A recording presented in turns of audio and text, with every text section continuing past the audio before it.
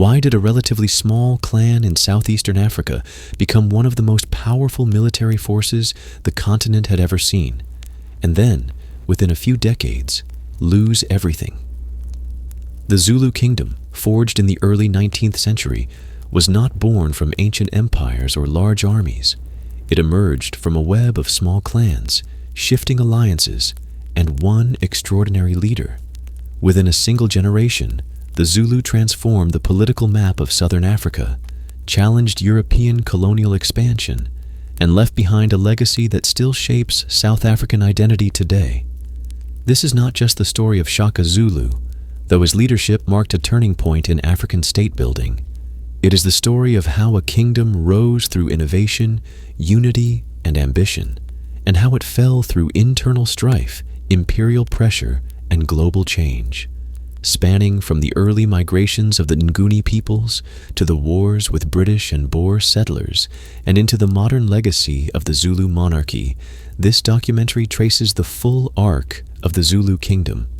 It is a journey through power, resilience, and transformation. To understand the Zulu kingdom is to ask deeper questions about leadership, conflict, identity, and survival in a changing world. And it all begins centuries before Shaka's name would ever be known. Long before the Zulu kingdom rose to prominence, the people who would eventually become the Zulu were part of a much larger historical movement, one that stretched across centuries and thousands of kilometers. This was the Great Migration of Bantu-speaking peoples across sub-Saharan Africa, a slow, generational journey that shaped the demographic and cultural landscape of the continent. The Bantu migration began more than 2,000 years ago in what is today West Central Africa, possibly around the region of modern-day Cameroon and Nigeria. These early Bantu-speaking communities were farmers, herders, and ironworkers. Their knowledge of agriculture and metal tools allowed them to gradually move south and east through the forests, rivers, and savannas of Central Africa. Over generations, they split into many subgroups, each developing its own dialect, customs, and ways of life.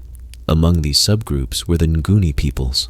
By the late first millennium, the Nguni had reached the southeastern part of the African continent, settling along the coastal plains and interior valleys of what is now KwaZulu-Natal in South Africa. This region, bordered by the Drakensberg Mountains to the west and the Indian Ocean to the east, offered fertile land, seasonal rainfall, and rich grazing areas, ideal for cattle herding, which would become central to Nguni society. The Nguni were not a single tribe, but a broad group composed of smaller clans and communities, often defined by kinship, language, and allegiance to local chiefs. Some of the major branches of the Nguni included the Zunda, the Xhosa, the Swazi, and the Mthethwa. Each followed its own lineage and leadership, but they shared many cultural traits: a belief in ancestral spirits, a strong oral tradition, and a reverence for cattle as a measure of wealth, status, and social connection. Cattle were more than just animals. They were a form of currency, a source of bride wealth, and a symbol of power. A man's influence was often measured by the number of cattle he owned. Conflicts over grazing land, water sources, or livestock theft were common, but outright warfare among clans was usually limited and ritualized. Leadership within clans was hereditary, with power typically passed from father to eldest son. Chiefs settled disputes, managed communal land, and performed spiritual duties in consultation with traditional healers and diviners. By the 15th and 16th centuries, the southeastern coastal region had become home to a mosaic of these small, independent Nguni chiefdoms. Life followed seasonal rhythms: planting and harvesting, ceremonies and cattle exchanges, initiations and weddings. Though there was occasional friction, most interactions between clans involved intermarriage, diplomacy, and trade. Among these clans was one relatively minor group known as the Zulu. According to oral tradition, the Zulu clan was founded in the early 17th century by a man named Zulu Kamalandela. Zulu was the son of Malandela, a small chief of one of the many Nguni lineages in the region. The word Zulu itself means heaven or sky in the Nguni language, and the name would come to carry deep symbolic meaning for generations to come. At the time of Zulu Kamalandela's leadership, his people were still a small group, perhaps numbering only a few hundred individuals. They lived in homesteads, organized around circular cattle enclosures, practiced slash-and-burn agriculture, and followed the same social structures common to other Nguni peoples. There was no centralized government, standing army, or state machinery. Authority was deeply local, resting with elders and headmen. But while the Zulu were small in number, they occupied a region that would soon become central to one of the most dramatic transformations in African history. Their land sat near key trade routes between the interior and the coast, as well as near the growing influence of larger regional powers such as the Ndwandwe and the Mthethwa. These neighboring chiefdoms were becoming increasingly militarized and politically ambitious by the late 17th and early 18th centuries, driven in part by competition over resources, trade, and prestige. This was not yet the age of empires in southern Africa, but the pressures that would lead to state formation were beginning to build. Population growth, environmental strain, and the search for grazing land placed communities in closer contact and sometimes conflict. Leadership became more competitive. Chiefs who could attract followers, protect cattle, and win battles began to grow in power, and with them came the first hints of centralized authority. By the late 17th century, regional dynamics were beginning to shift. Clans that once coexisted peacefully were increasingly drawn into struggles over land and influence. While the Zulu themselves were not yet a major player, they were part of this changing environment.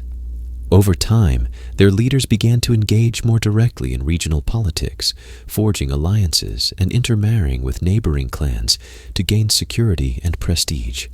One of these key neighboring groups was the Mthethwa, a confederation of clans to the southwest of the Zulu. Under the leadership of chiefs like Job and later Dingiswayo, the Mthethwa would rise to become a dominant force in the early 19th century. They would also become mentors and allies to the Zulu during their rise. Another important group was the Ndwandwe, a powerful rival to the Mthethwa with whom future conflicts would shape the entire region. Through the 17th and into the 18th century, the Zulu remained relatively small, overshadowed by these larger and more powerful neighbors. But they continued to grow in number and importance thanks to strategic marriages, local diplomacy, and participation in regional networks.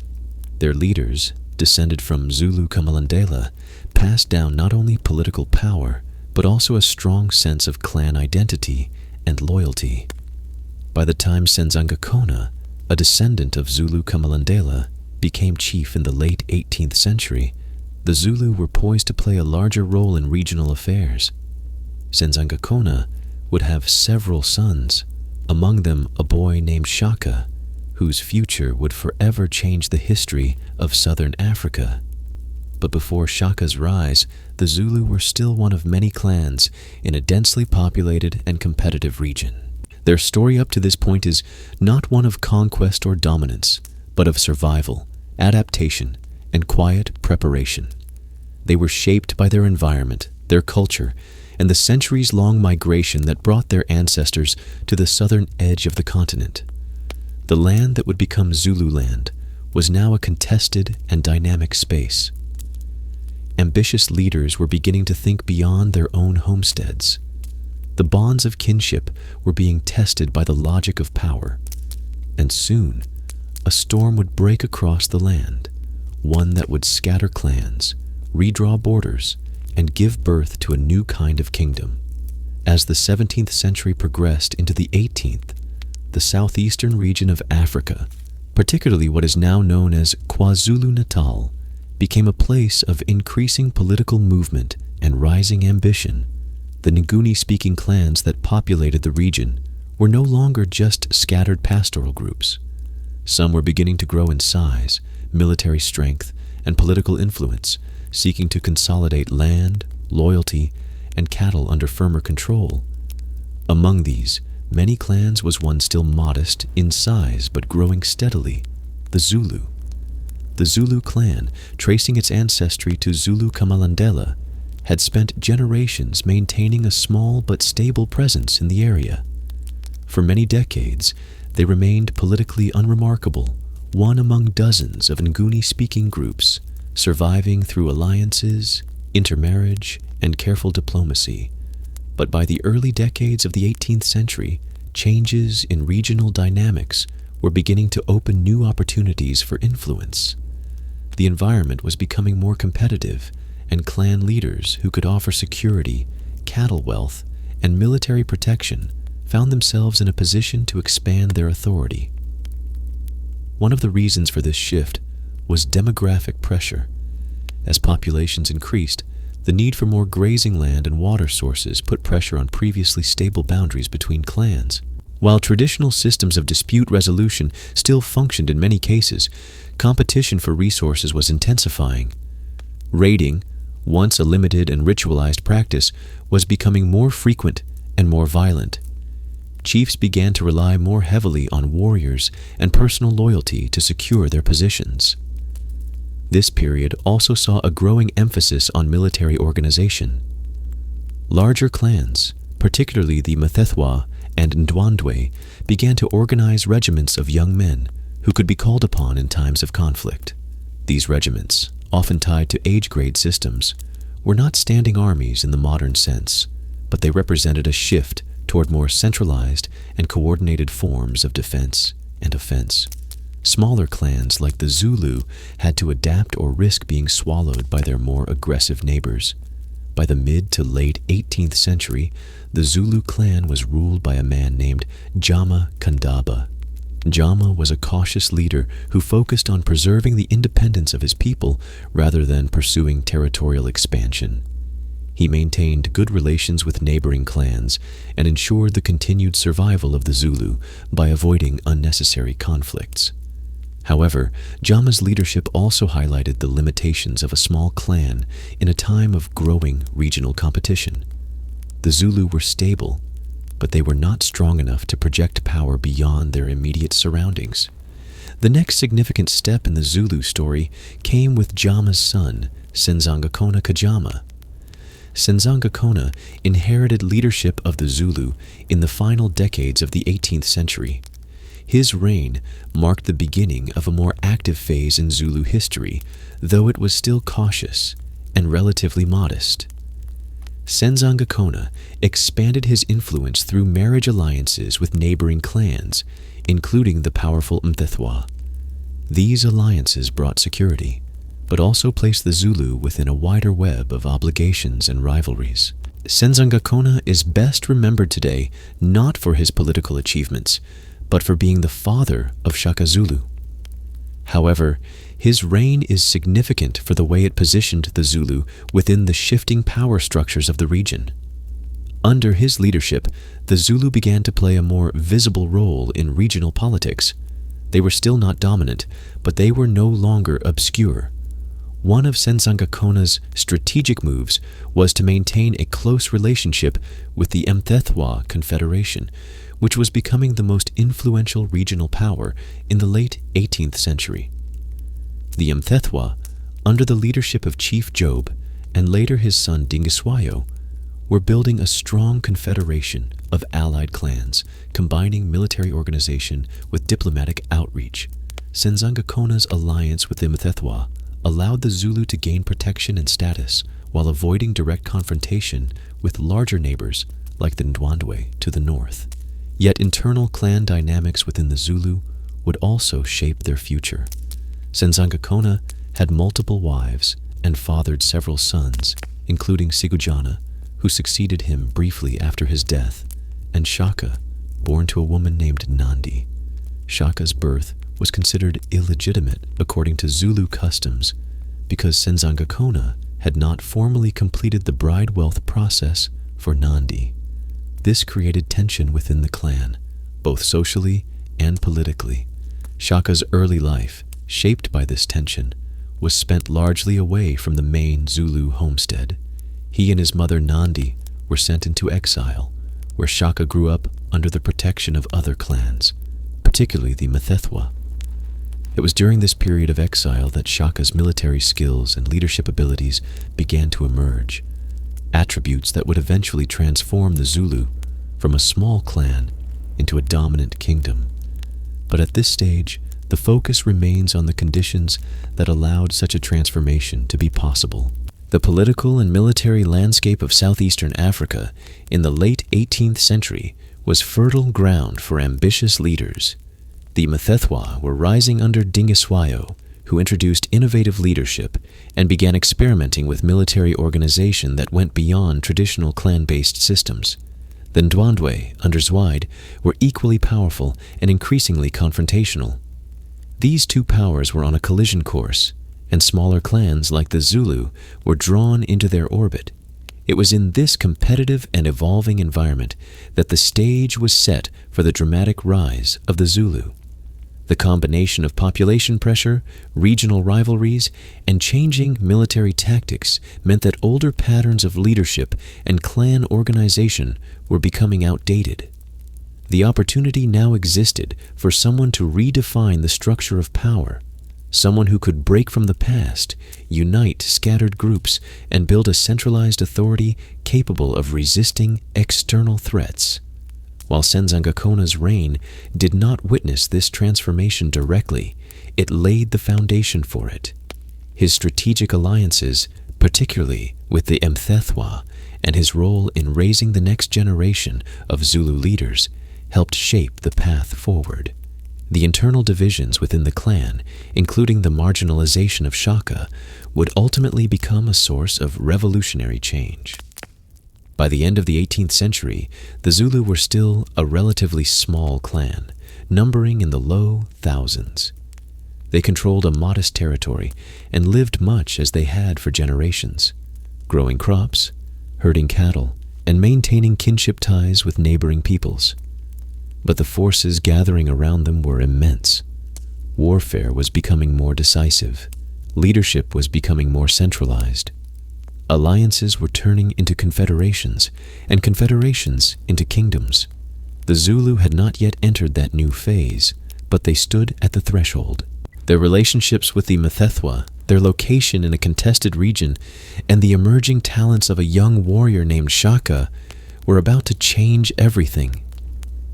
The transformation of the Zulu from a modest clan into a dominant regional power was not inevitable. It hinged on a single, extraordinary individual, Shaka, son of Senzangakona and Nandi, whose early life was marked by social rejection, exile, and hardship. Yet these very experiences would sharpen his resolve, shape his worldview, and prepare him for one of the most dramatic ascents in African history. Shaka was born around the year 1787, during a time of growing tension and shifting alliances in southeastern Africa. His mother, Nandi, belonged to the Langeni clan. She had been courted by Senzangakona, the Zulu chief, but their union was considered irregular. The required process of lobola, or bride wealth exchange in cattle, had not been completed properly. As a result, Nandi and her son were not fully accepted into the Zulu household. The stigma surrounding Shaka's birth followed him into childhood. Both he and Nandi endured humiliation within the Zulu community. This early rejection left a lasting impact. Oral histories describe Shaka as an observant, serious child, quiet but intense. As he grew older, it became clear that he was physically strong, intelligent, and possessed of an unusually sharp mind for military matters. But these talents went largely unrecognized within his father's household. Eventually, Senzangakona sent Nandi and Shaka away from the Zulu homestead. They found refuge first among the Langeni and later with the Mfecane, a much larger and more powerful Nguni group to the south. This exile marked a turning point in Shaka's life. While he had been marginalized among his own people, among the Mfecane, he began to rise. By the early 19th century, the Mthethwa Confederation was under the leadership of a dynamic and reform-minded chief named Dingiswayo. Unlike many other leaders of his time, Dingiswayo valued loyalty, talent, and innovation over bloodline alone.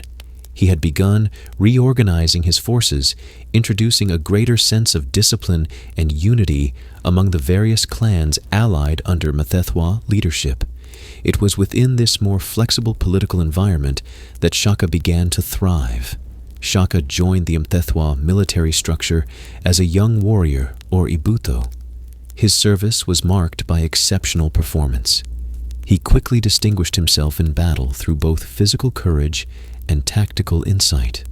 Dingiswayo took note of the young man's talents and brought him into his inner circle. This mentorship was crucial. Dingiswayo not only offered Shaka military opportunities, but also exposed him to broader political strategy, leadership philosophy, and the value of statecraft. Historians often emphasize Dingiswayo's influence on Shaka's development.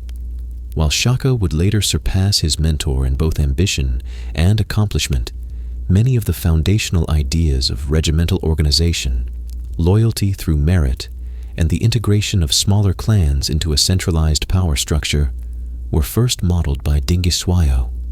It is even believed that Dingiswayo encouraged Shaka's efforts to build support among the Zulu, sensing the potential of that small but growing group.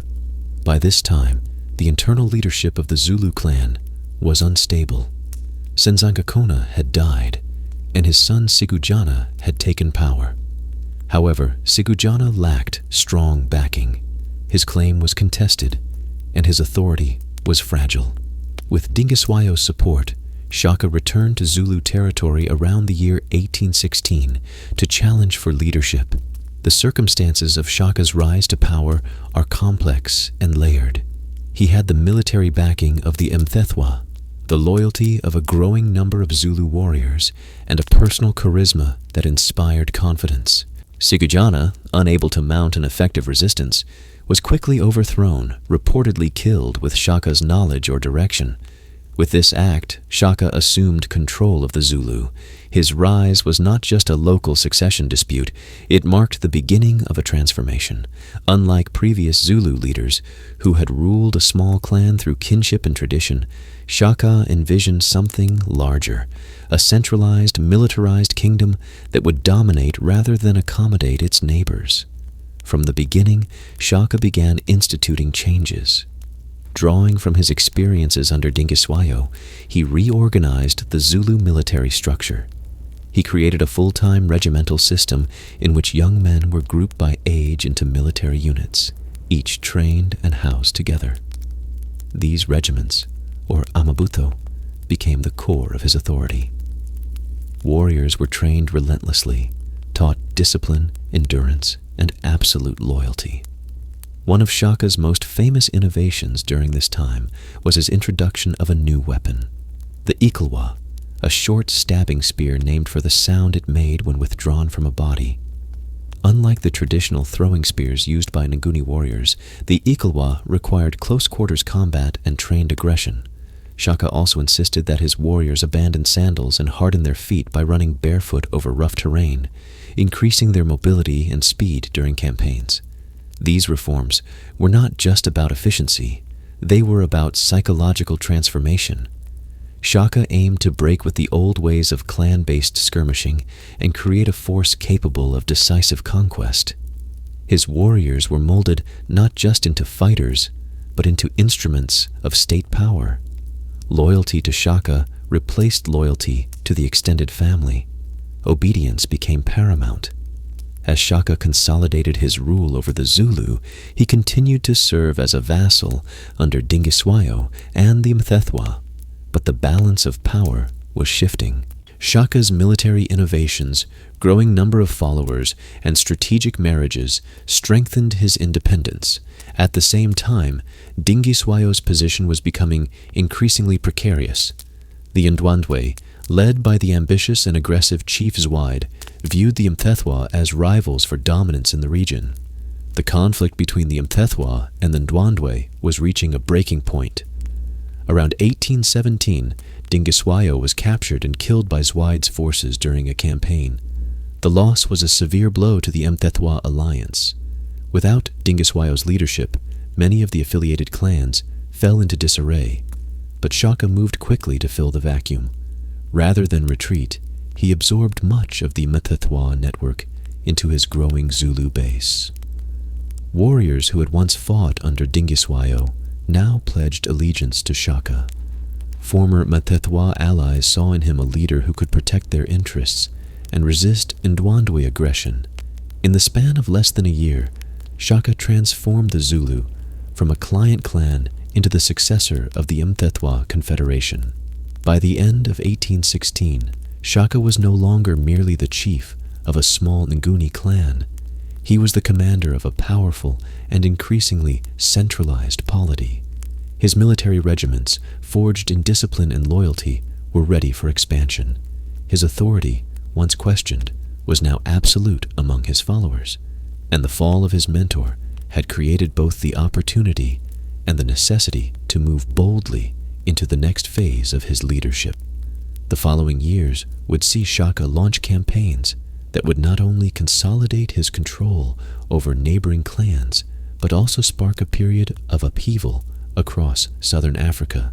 His strategies, victories, and growing reputation would alter the political and social map of the region, setting into motion a chain of events known as the Mfecane, the crushing or scattering, a time of war, migration, and realignment.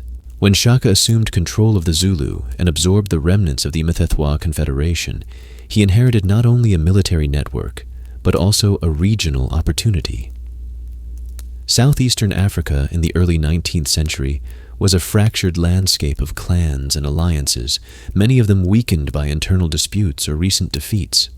Shaka understood this instability not as a danger, but as a chance to build something entirely new, a centralized Zulu state enforced through military innovation and political consolidation.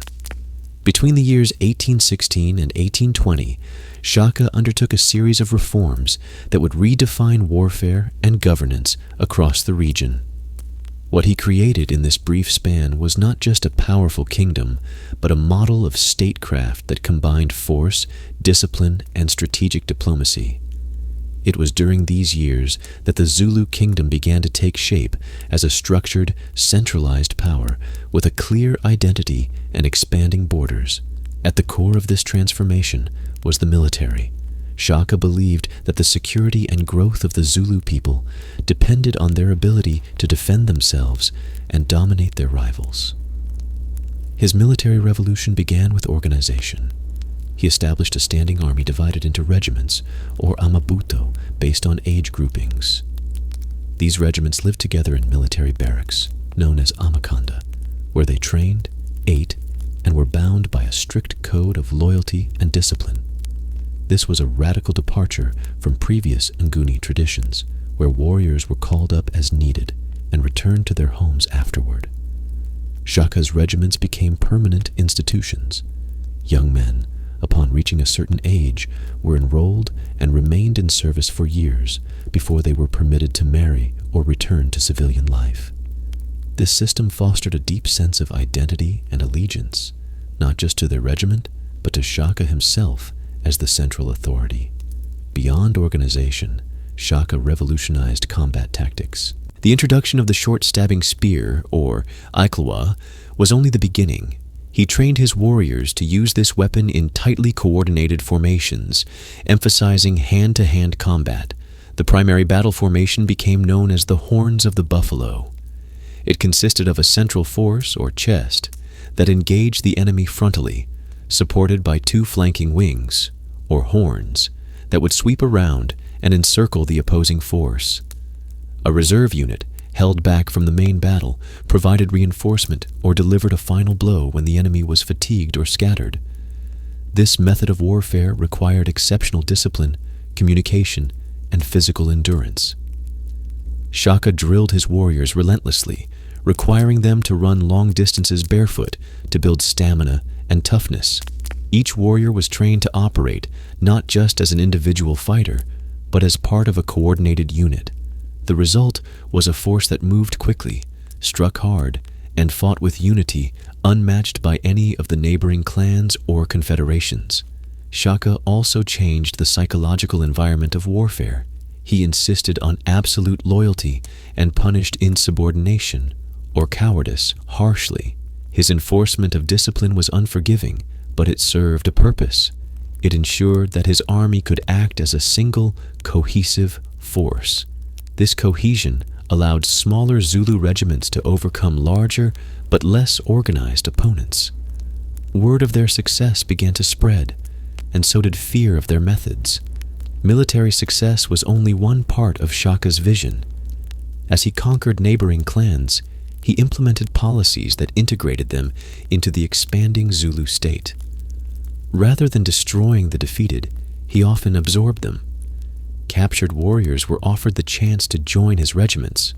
Chiefs who submitted were allowed to retain local authority as long as they pledged loyalty to Shaka and provided warriors in tribute when required. This policy of selective incorporation allowed the Zulu kingdom to grow rapidly without exhausting itself through constant suppression of uprisings. It also allowed Shaka to expand his manpower and extend his influence across a broader territory. Some clans resisted and were destroyed. Others, seeing the strength of the Zulu regiments and the ruthlessness of Shaka's retribution, chose to align themselves voluntarily. By the year 1818, Shaka had extended Zulu control across much of the region between the Tugela and Pongola rivers. His main rival during this time was the Ndwandwe, led by Zwide, who had earlier defeated and killed Dingiswayo. The conflict between Shaka and Zwide was inevitable, not only because of personal history, but because both leaders sought dominance in the same geopolitical space. The Ndwandwe posed a serious threat. They were numerous, well-armed, and experienced in warfare. But they did not possess the centralized command and regimental discipline of Shaka's forces. In a series of engagements, culminating in a significant victory at the Battle of Gokli Hill around 1819, Shaka demonstrated the strategic superiority of his military system. Though outnumbered, he used terrain, deception, and coordinated maneuvering to outflank and overwhelm the Ndwandwe. It was a victory not just of arms, but of planning and leadership. This defeat fractured the Ndwandwe leadership. Many of Zwide's generals and sub-chiefs fled the region, some of them forming new polities in distant areas. Among them was a young commander named Mzilikazi, who would go on to found the Ndebele kingdom further north. This wave of displacement, triggered in part by Shaka's victories, contributed to a broader period of upheaval in southern Africa known as the Mfecane, a time of forced migrations, conflict, and reorganization that affected hundreds of communities. Back in Zulu territory, Shaka solidified his authority. He established a royal kraal, or capital, known as Bulawayo, meaning the place of the one who is killed. It was both a military base and a political center where loyal chiefs gathered, tribute was collected, and military campaigns were planned. Shaka also maintained a network of informants and messengers to monitor his growing realm, detect threats, and enforce his commands. He began to formalize roles within the state: commanders for each regiment, trusted advisors for military and administrative matters, and a system for managing newly conquered populations. While the Zulu state was still heavily reliant on Shaka's personal authority, it was no longer a simple chiefdom. It was now a functioning kingdom, with defined borders, a standing army, and a central leadership structure. One of Shaka's notable achievements during this period was his ability to project power without constant violence. His reputation became a deterrent. Many clans submitted simply because they feared the consequences of refusal. Others saw the advantages of alliance and protection. Shaka's growing prestige allowed him to demand tribute, secure marriages with influential families, and recruit followers from distant regions. By the end of the year 1820, the Zulu kingdom had emerged as the dominant power in southeastern Africa. It had grown from a minor clan into a centralized polity with thousands of warriors, a defined administrative system, and a strategic vision. Shaka's military innovations, organizational skills, and bold leadership had changed not only the fate of his people, but also the political landscape of the region. Yet this expansion was not without cost. Communities displaced by Shaka's campaigns were now moving in all directions, setting off chain reactions of conflict and migration across what is today South Africa, Mozambique, Zimbabwe, and beyond. The Mfecane, once limited in scope, was beginning to accelerate. Shaka's ambitions were still growing. The next phase of his leadership would see the Zulu extend their influence even farther, as the full consequences of the Mfecane unfolded across the region, bringing both glory and devastation. The period following Shaka's military consolidation of the Zulu kingdom was marked by one of the most dramatic and widespread upheavals in southern African history. This era, known as the Mfecane, a term meaning the crushing or scattering in Zulu, was not a single event, but a complex web of wars, migrations, and societal collapse that spread across thousands of kilometers and affected millions of people.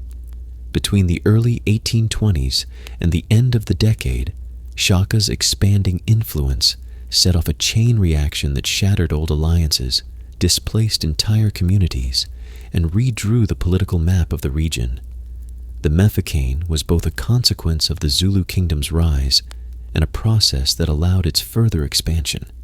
Understanding this period is essential to grasping the full impact of Shaka's rule, not just on the Zulu themselves, but on the entire southern portion of the African continent. By the beginning of this period, Shaka had already defeated his primary local rivals, particularly the Ndwandwe under Zwide.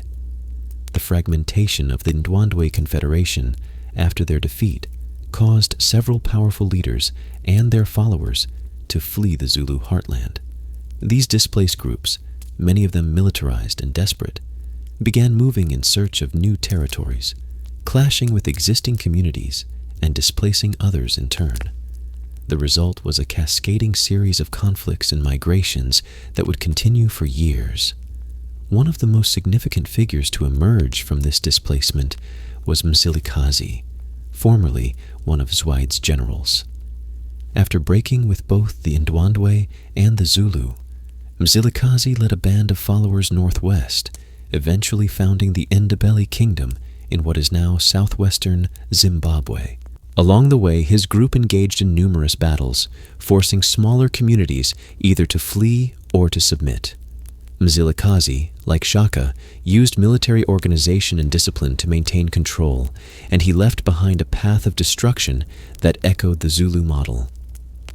Other displaced groups moved westward into the Highveld, where they came into contact, and sometimes violent conflict, with Sotho and Tswana communities.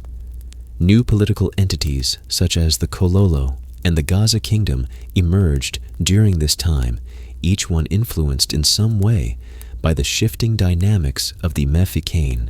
Some leaders replicated Zulu military structures, while others adopted defensive strategies to preserve their autonomy in the face of advancing armies.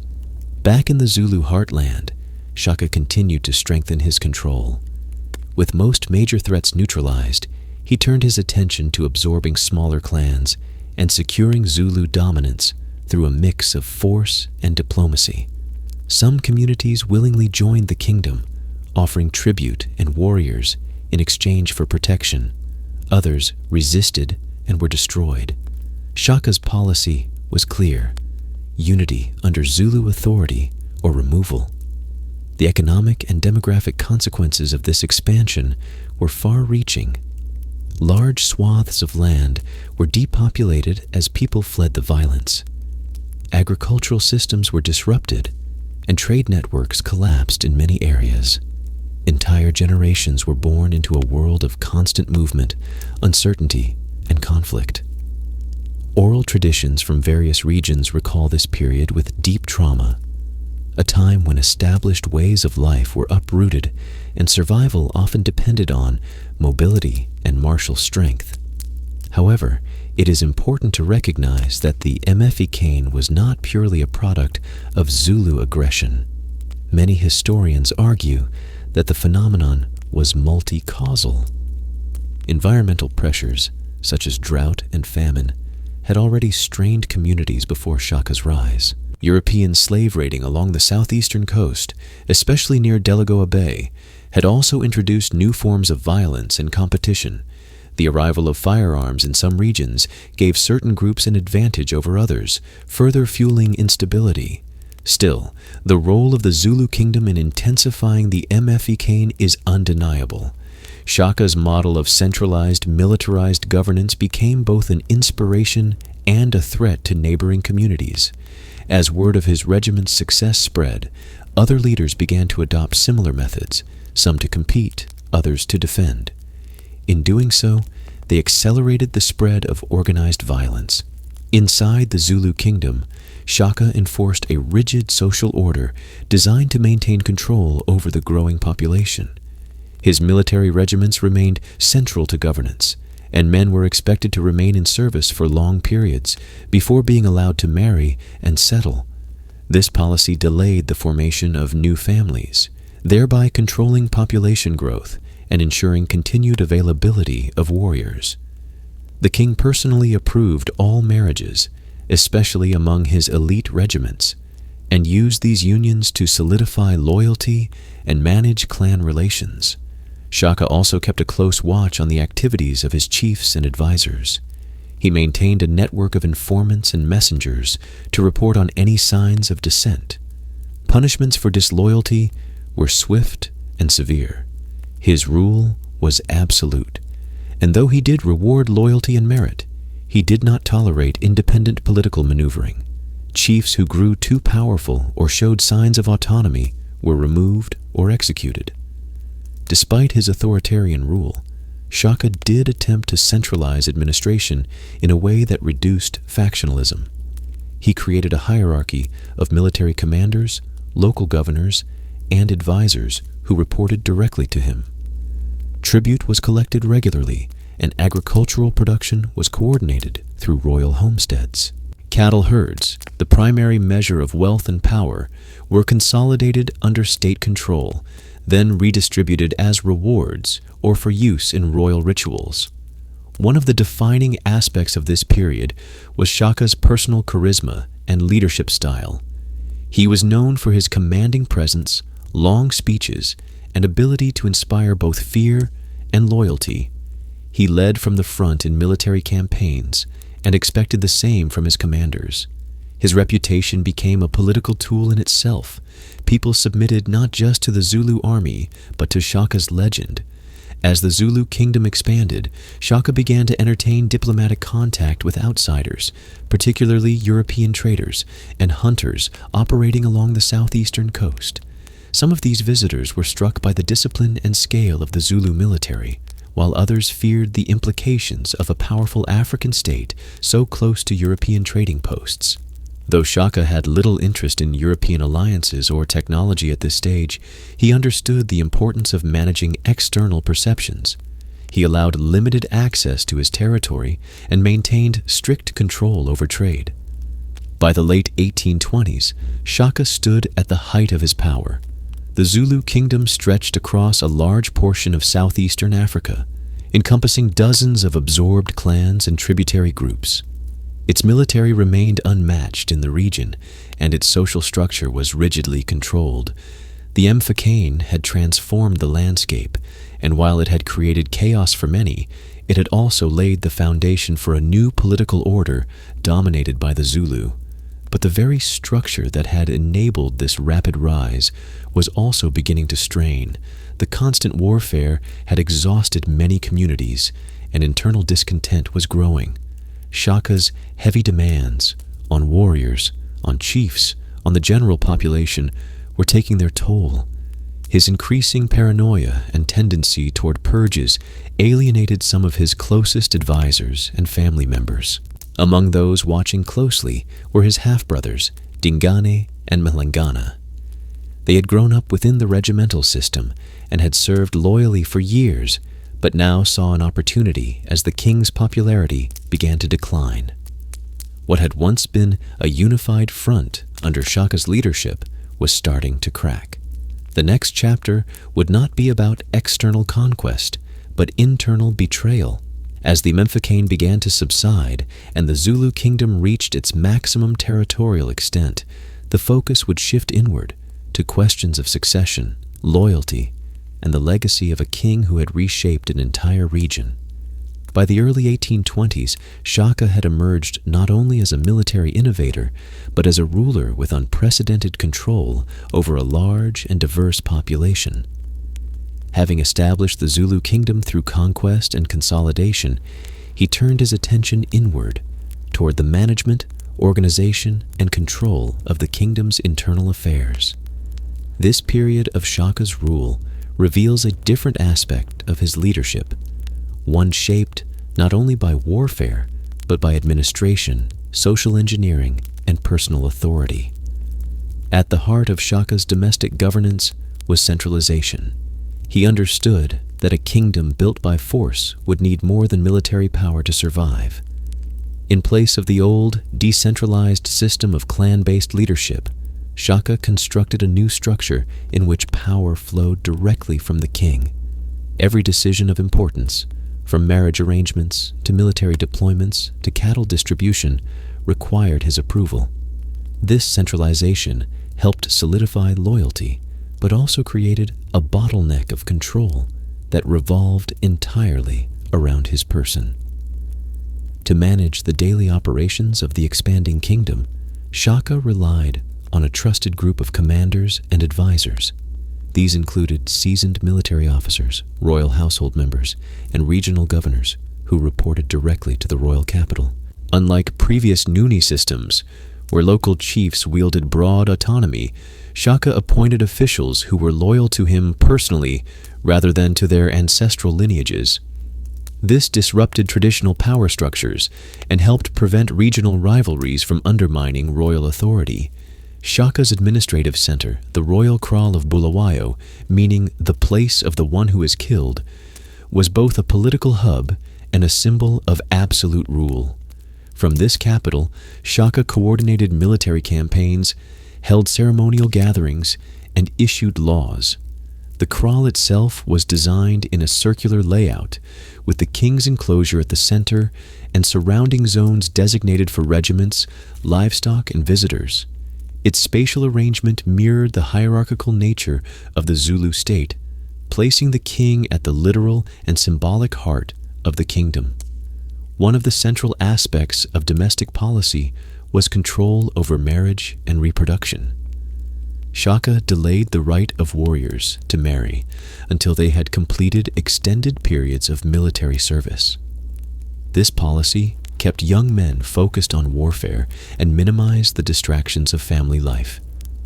Moreover, it allowed the king to regulate population growth and prevent the formation of rival power bases that could emerge through marriage alliances. When warriors were eventually permitted to marry, their unions were often arranged by the king himself and served political purposes. The king's control over cattle was equally significant. In Nguni societies, cattle were more than livestock. They were wealth, currency, and status. By seizing large herds during his conquests and managing them through state-controlled enclosures, Shaka made himself the chief distributor of wealth in the kingdom. He rewarded loyalty with cattle gifts and used access to livestock as a tool of governance. Those who fell out of favor could be stripped of their herds, effectively reducing their social standing and economic viability. Shaka also used ceremony and ritual to reinforce his legitimacy. Public appearances were highly choreographed, often involving performances by regiments, speeches to assembled leaders, and displays of royal generosity or royal wrath. The king's words carried enormous weight, and his commands were often delivered through symbolic gestures rather than direct speech. This performance of power was designed not just to communicate policy, but to cultivate fear, respect, and awe.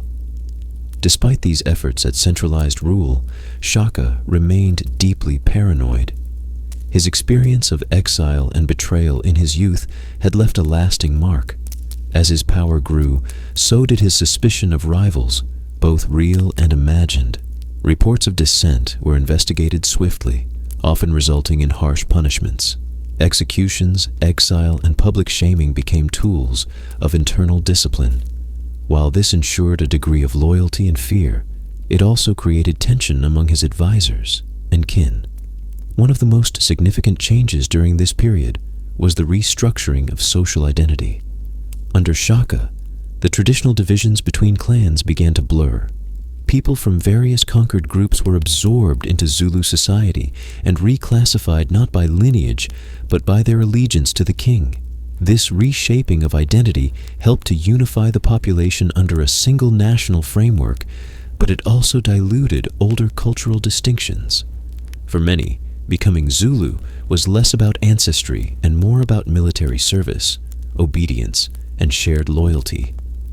Shaka also paid close attention to intelligence and surveillance.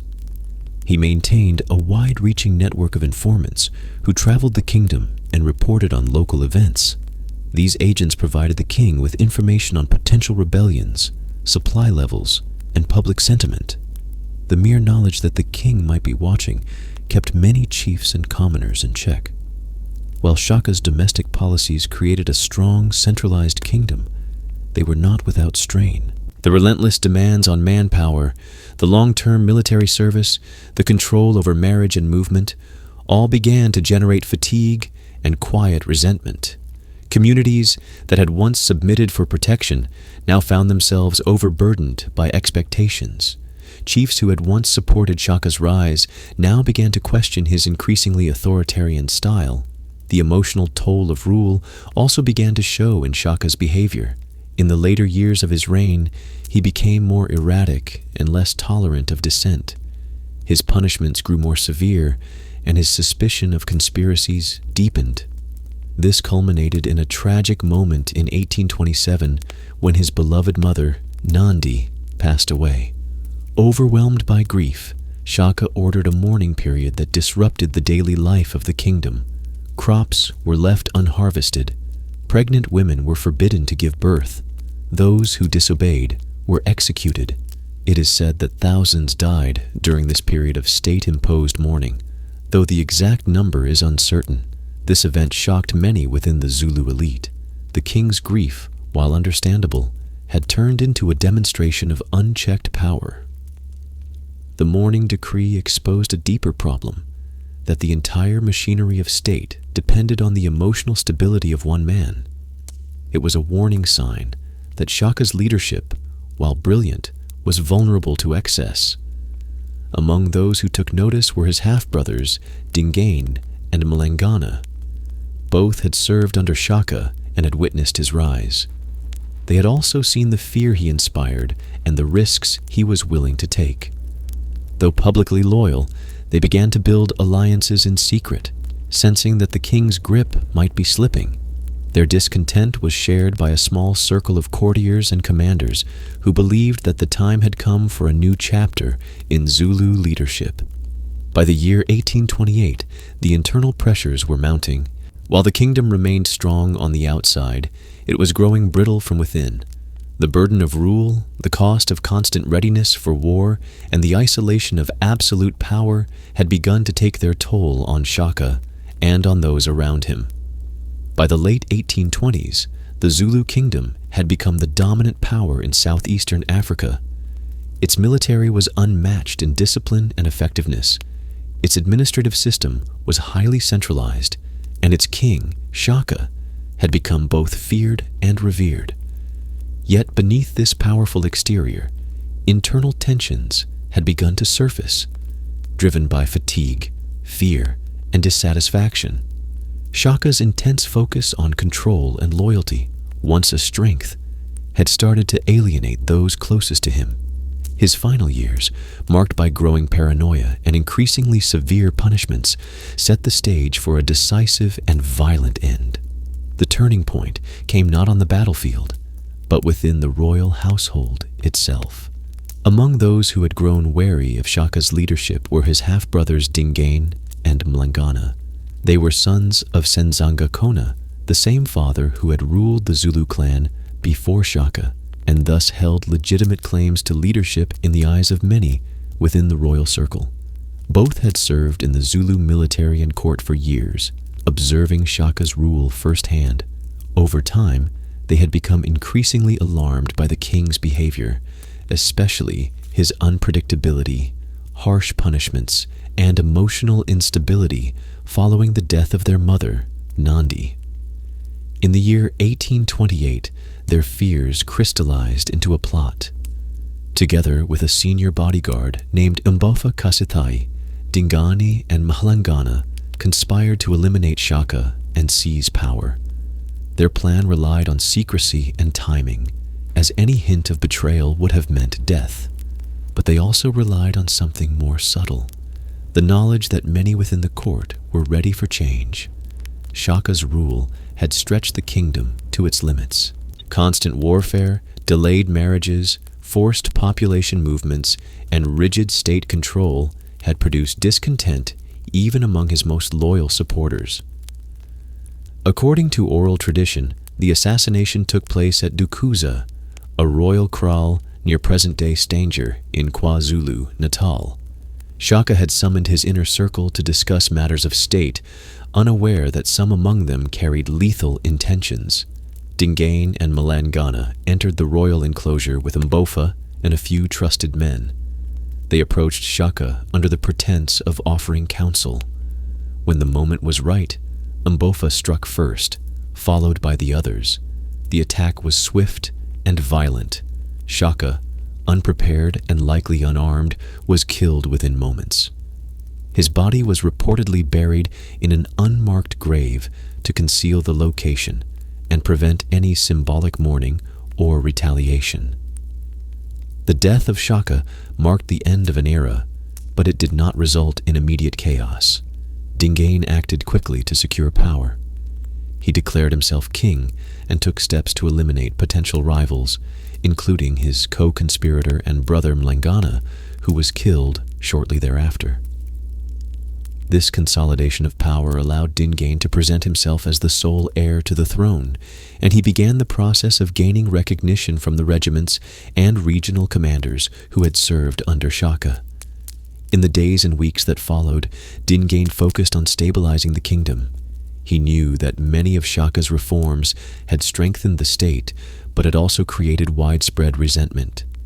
To distinguish his reign from his predecessors, Dingane made several changes designed to ease the burdens placed on the population. He relaxed restrictions on marriage and allowed warriors to start families sooner. He reduced the intensity of military drills and encouraged the regiments to take part in agricultural work. These moves were intended to rebuild loyalty and to show that Dingane's rule would be more balanced and less severe. Yet while Dingane presented himself as a more compassionate leader, he was no less ambitious. He inherited not only the throne, but also the challenges of governing a large, diverse, and recently expanded kingdom. Maintaining control over the various clans that had been absorbed into the Zulu state required constant vigilance. Dingane could not afford to appear weak, especially in the face of potential threats from neighboring powers or rebellious chiefs. To project strength, Dingane maintained many of Shaka's key structures. The regimental system continued, though it was less rigid. Tribute collection remained essential, and the royal kraal, now relocated to a new capital called Umgungundlovu, remained the center of political life. Dingane also preserved the practice of state surveillance, using informants and messengers to monitor loyalty across the kingdom. However, Dingane differed from Shaka in his approach to foreign relations. Where Shaka had remained cautious and somewhat aloof toward European settlers and traders, Dingane faced increasing pressure to engage with them. By the late 1820s and early 1830s, Boer voortrekkers, Dutch-speaking settlers of mixed origin, had begun migrating into the interior of southern Africa, seeking new lands beyond British colonial authority in the Cape Colony. This migration would bring them into direct contact with the Zulu kingdom, leading to future conflict. Dingane's early rule was thus a balancing act. Internally, he sought to rebuild trust and consolidate power after a bloody succession. Externally, he faced a growing European presence that posed both an opportunity and a threat. His decision to kill Shaka had been driven in part by the desire to save the kingdom from excess and collapse, but now he was responsible for maintaining what Shaka had built and preparing it for a new chapter. There was also the matter of Shaka's legacy. Although Dingane had seized the throne through assassination, he understood that Shaka's achievements still commanded respect. He did not attempt to erase his brother's memory, but instead allowed a degree of ceremonial reverence to continue. The cult of Shaka, the warrior king, the unifier, the founder, remained part of Zulu identity, even under the rule of the man who had ended his life. Over time, however, Dingane's rule would become more contested. His efforts to appear less authoritarian would be tested by new challenges, both internal and external. The very forces that had made the Zulu kingdom powerful, military organization, centralization, and expansion, would now be questioned in a rapidly changing political landscape. The transition from Shaka to Dingane was not simply a change of ruler. It marked a shift in the tone and direction of the Zulu state. The militaristic frenzy of the Mfecane era gave way to a period of consolidation and relative calm. Yet this calm was fragile. The kingdom was still surrounded by rivals, and new arrivals from the south, the Voortrekkers, would soon test the strength of the Zulu once again. Following the dramatic assassination of Shaka in the year 1828, Dingane emerged as the new ruler of the Zulu kingdom. His rise to power was not merely a personal victory, but the beginning of a new era.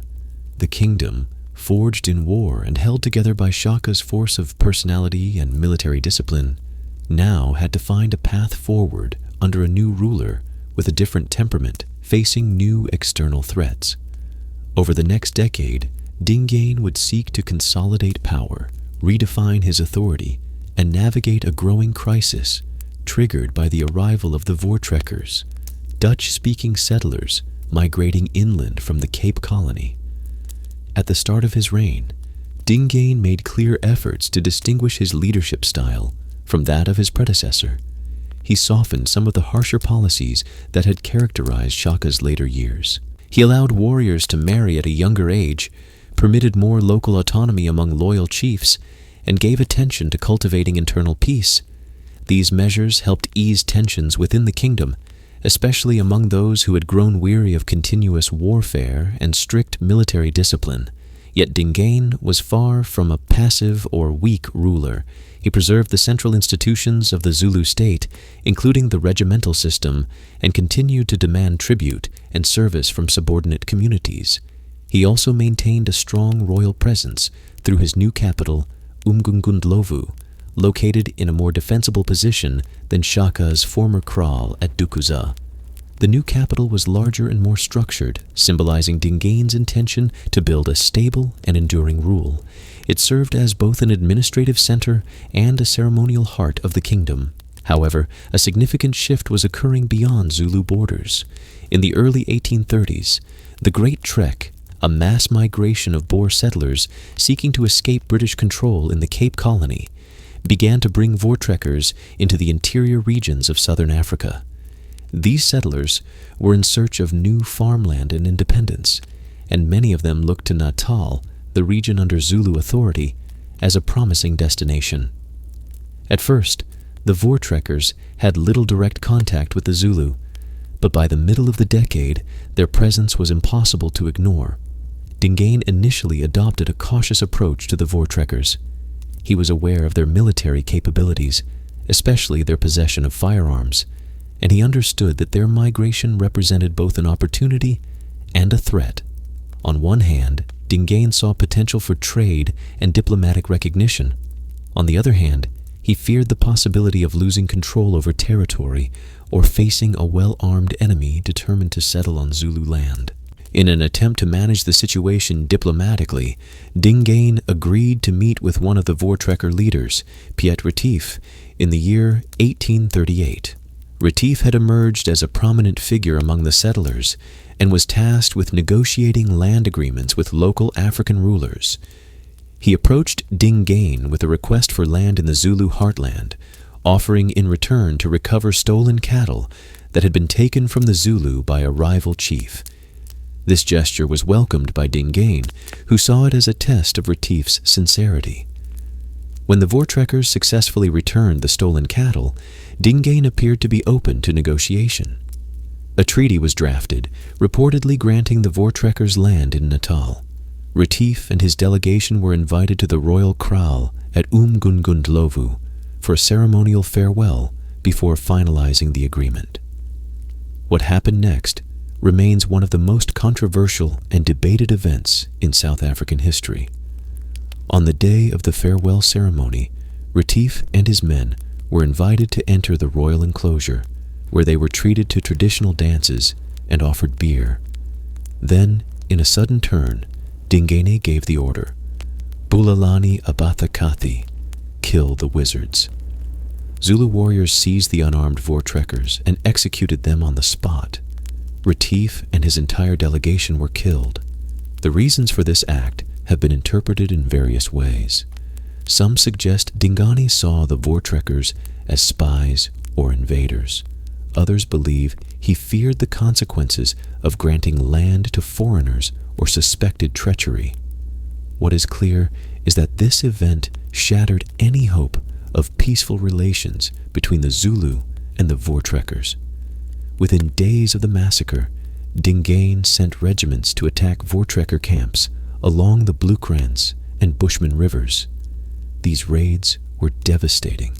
Entire families were killed, and hundreds of settlers, men, women, and children, were massacred. The violence was brutal and swift, intended to drive the Voortrekkers out and reassert Zulu dominance over the region. However, Dingane's actions had unintended consequences. The attacks galvanized the Voortrekkers, who regrouped under the leadership of Andries Pretorius, a skilled commander who arrived shortly after the massacre. Pretorius organized a commando force and began preparing for a retaliatory campaign. Using their superior firearms and defensive tactics, the Voortrekkers set out to confront the Zulu in a battle that would determine the future of Natal. This military confrontation would soon culminate in the Battle of Blood River, a decisive moment in the history of the Zulu kingdom. But even before the battle, Dingane's position had begun to weaken. Internally, he faced growing dissent among his chiefs and commanders. The harsh response to the Voortrekkers, followed by the military defeats that followed, began to erode confidence in his leadership. His rule, once promising a more stable and peaceful Zulu state, was now mired in war, uncertainty, and growing isolation. Dingane had hoped to manage the arrival of the Voortrekkers through diplomacy and controlled engagement. When that failed, he turned to violence. But unlike the early days of Shaka, when enemies were often disorganized and poorly armed, the Voortrekkers brought with them military discipline, firearms, and the determination of a settler people looking to establish a permanent home. The nature of the threat had changed, and Dingane's old methods no longer guaranteed success. Moreover, the political landscape within the kingdom was becoming more fragmented. The demands of constant warfare and the growing presence of European settlers placed immense pressure on Dingane's administration. His failure to effectively contain or defeat the Voortrekkers would eventually open the door to new internal rivals and destabilize the very system he had inherited and tried to preserve. By the end of the 1830s, the Zulu kingdom stood at a crossroads. The diplomatic gamble with Piet Retief had ended in bloodshed, and the consequences were spiraling beyond Dingane's control. The military confrontation with the Voortrekkers was now inevitable, and the future of the kingdom hung in the balance. The massacre of Piet Retief and his delegation, followed by widespread attacks on Voortrekker encampments, had pushed the Zulu kingdom and the Boer settlers into open conflict. By early 1838, the possibility of diplomatic resolution had evaporated. What began as a confrontation over land and sovereignty was now a war of survival between two fundamentally different societies, one shaped by a militarized African monarchy, the other by a settler population armed with rifles, wagons, and a deep religious resolve. The Voortrekkers, reeling from the loss of hundreds of lives in Dingane's surprise attacks, quickly reorganized. Their new leader, Andries Pretorius, was an experienced military commander from the Cape Colony. Under his leadership, the settlers began preparing for a major counterattack. They were well aware that the Zulu outnumbered them and that conventional open-field tactics would be suicidal. Instead, they chose to rely on their advantages in firepower, mobility, and defensive strategy. Pretorius gathered a force of just under 500 men and a small number of wagons. This mobile unit, though tiny compared to the Zulu army, was disciplined and strategically prepared. The Voortrekkers placed their wagons in a defensive circle known as a lager, creating a fortified position that allowed them to resist cavalry-style charges. From within this protective ring, they could fire their muskets with deadly effect. On the 16th of December, in the year 1838, the two forces met near the banks of the Encirclement River. The Zulu army, commanded by Dingane's generals Ndlela Kasampisi and Dambuza, was estimated to number between 10,000 and 15,000 warriors. Confident from past victories and bound by the warrior ethos instilled under Shaka and Dingane, they advanced in their traditional crescent formation, the horns of the buffalo, with the intent to surround and overwhelm the Voortrekker lager. What followed was one of the most one-sided battles in southern African history. As the Zulu regiments charged, they were met by a wall of organized musket fire. The Voortrekkers had positioned their wagons and oxen carefully to prevent any breach, and their firearms allowed them to shoot into the advancing ranks with devastating impact. Reloading between volleys, they maintained a steady rhythm of fire that tore through the Zulu formations. For several hours, wave after wave of Zulu warriors attempted to storm the lager. The bravery of the Zulu fighters was undeniable. They closed in again and again, even as their comrades fell around them. But the discipline, firepower, and tactical planning of the Voortrekkers proved insurmountable. By the end of the battle, over 3,000 Zulu warriors lay dead. In contrast, the Voortrekkers reported only a few wounded and no fatalities. The Encirclement River, according to oral accounts, ran red with blood. The Voortrekkers interpreted the victory as a sign of divine intervention. Before the battle, they had made a religious vow, a covenant with God, to build a church and commemorate the day if they were victorious. From that moment forward, the 16th of December became known as the Day of the Vow, later the Day of the Covenant, and eventually a national holiday during the apartheid era in South Africa. For the Zulu, the loss was catastrophic, not only in terms of lives, but also in morale and political stability. Dingane, though not present at the battle, bore the full weight of responsibility for the defeat. His military strategy had failed against a smaller, more adaptable enemy. His decision to execute Retief and provoke war had backfired, and his support among chiefs and commanders began to erode. Compounding the crisis was the rise of a new challenger, Mpanda, Dingane's half-brother. Mpande had long remained in the political background, viewed as cautious and non-confrontational. But in the wake of the Zulu defeat at Blood River, Mpande saw an opportunity to assert his claim to the throne. Crucially, he had the backing of several key military leaders who had lost confidence in Dingane's rule. What made Mpanda's challenge more dangerous was his willingness to align with the Voortrekkers. In a strategic move, he reached out to Andries Pretorius and offered a formal alliance. In exchange for Voortrekker support in overthrowing Dingane, Mpande promised land concessions and peaceful relations. Pretorius, recognizing the potential to gain both territory and a more cooperative Zulu ruler, agreed. In early 1840, a combined force of Mpande's supporters and Voortrekker allies marched against Dingane. The decisive encounter took place near the Pongola River, where Dingane's army, led once again by Ndlela Kasompisi, was defeated. This time, the Zulu forces were demoralized and fractured. Many warriors deserted or defected rather than fight for a king whose leadership had brought them to repeated failure. Following the defeat, Dingane fled northward into the territories of the Swazi. There, he sought refuge but was soon killed, either by Swazi forces or his own followers, depending on the version of events. His death marked the end of his troubled reign and cleared the path for Mpande's uncontested accession to the throne. Mpande's rise represented not just a change in leadership, but a fundamental turning point in Zulu history. The kingdom had survived a major military defeat and a crisis of legitimacy, but it had done so at great cost. Dingane's fall highlighted the limits of confrontational rule in an era of increasing contact with European settlers. The Zulu monarchy, once a symbol of regional dominance and isolation, now had to operate in a more interconnected and diplomatically complex environment. Moreover, the alliance between Mpande and the Voortrekkers set a precedent for future interactions between African polities and European powers.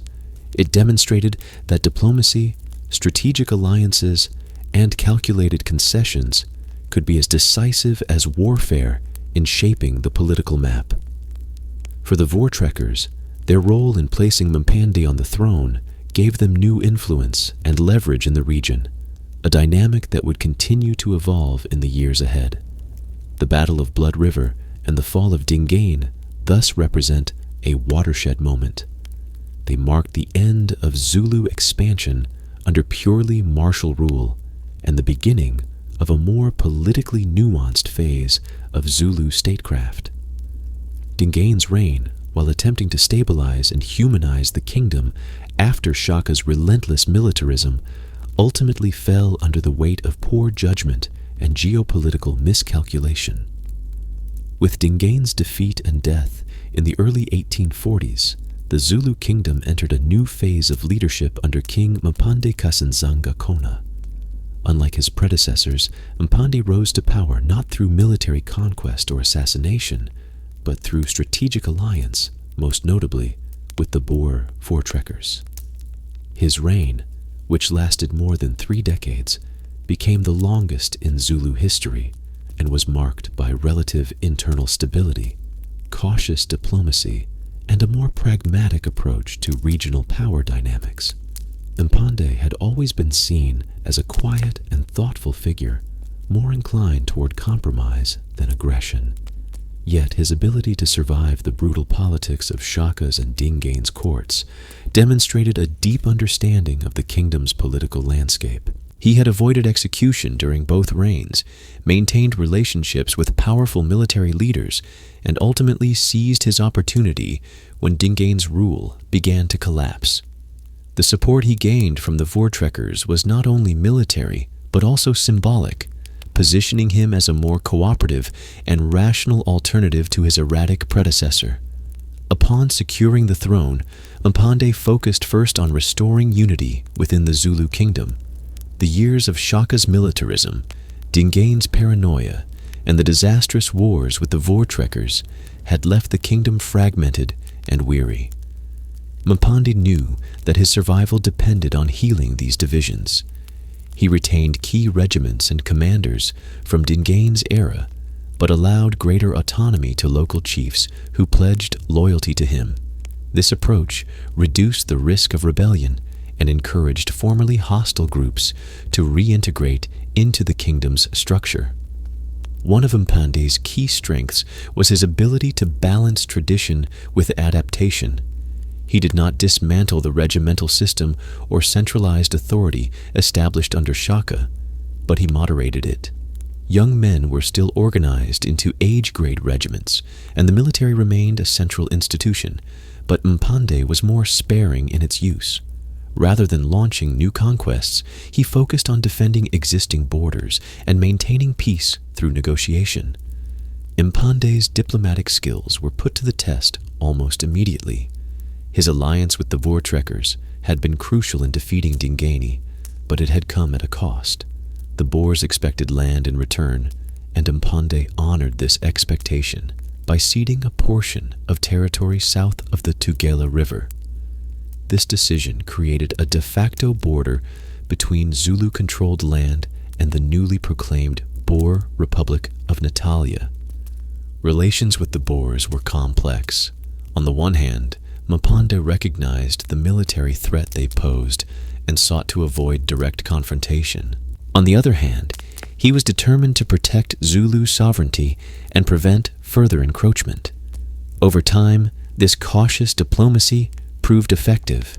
The Zulu kingdom and the Boers maintained a tense but mostly peaceful coexistence for much of Mpande's reign. The geopolitical situation changed once more in the mid-1840s when the British annexed the Boer Republic of Natalia. Mpande now found himself dealing not with independent settlers, but with the expanding British Empire. This new colonial presence brought with it both opportunity and danger. British officials were interested in trade, labor, and security in the region. Mpande responded by maintaining a policy of limited engagement. He allowed missionaries and traders into the kingdom, monitored their activities closely, and refused to allow large-scale colonial interference in Zulu affairs. In contrast to Shaka and Dingane, who had either ignored or violently rejected European presence, Mpande practiced cautious inclusion. He permitted the presence of Christian missionaries, though he did not convert himself. These missionaries often acted as intermediaries in negotiations with colonial authorities and provided valuable information about European intentions.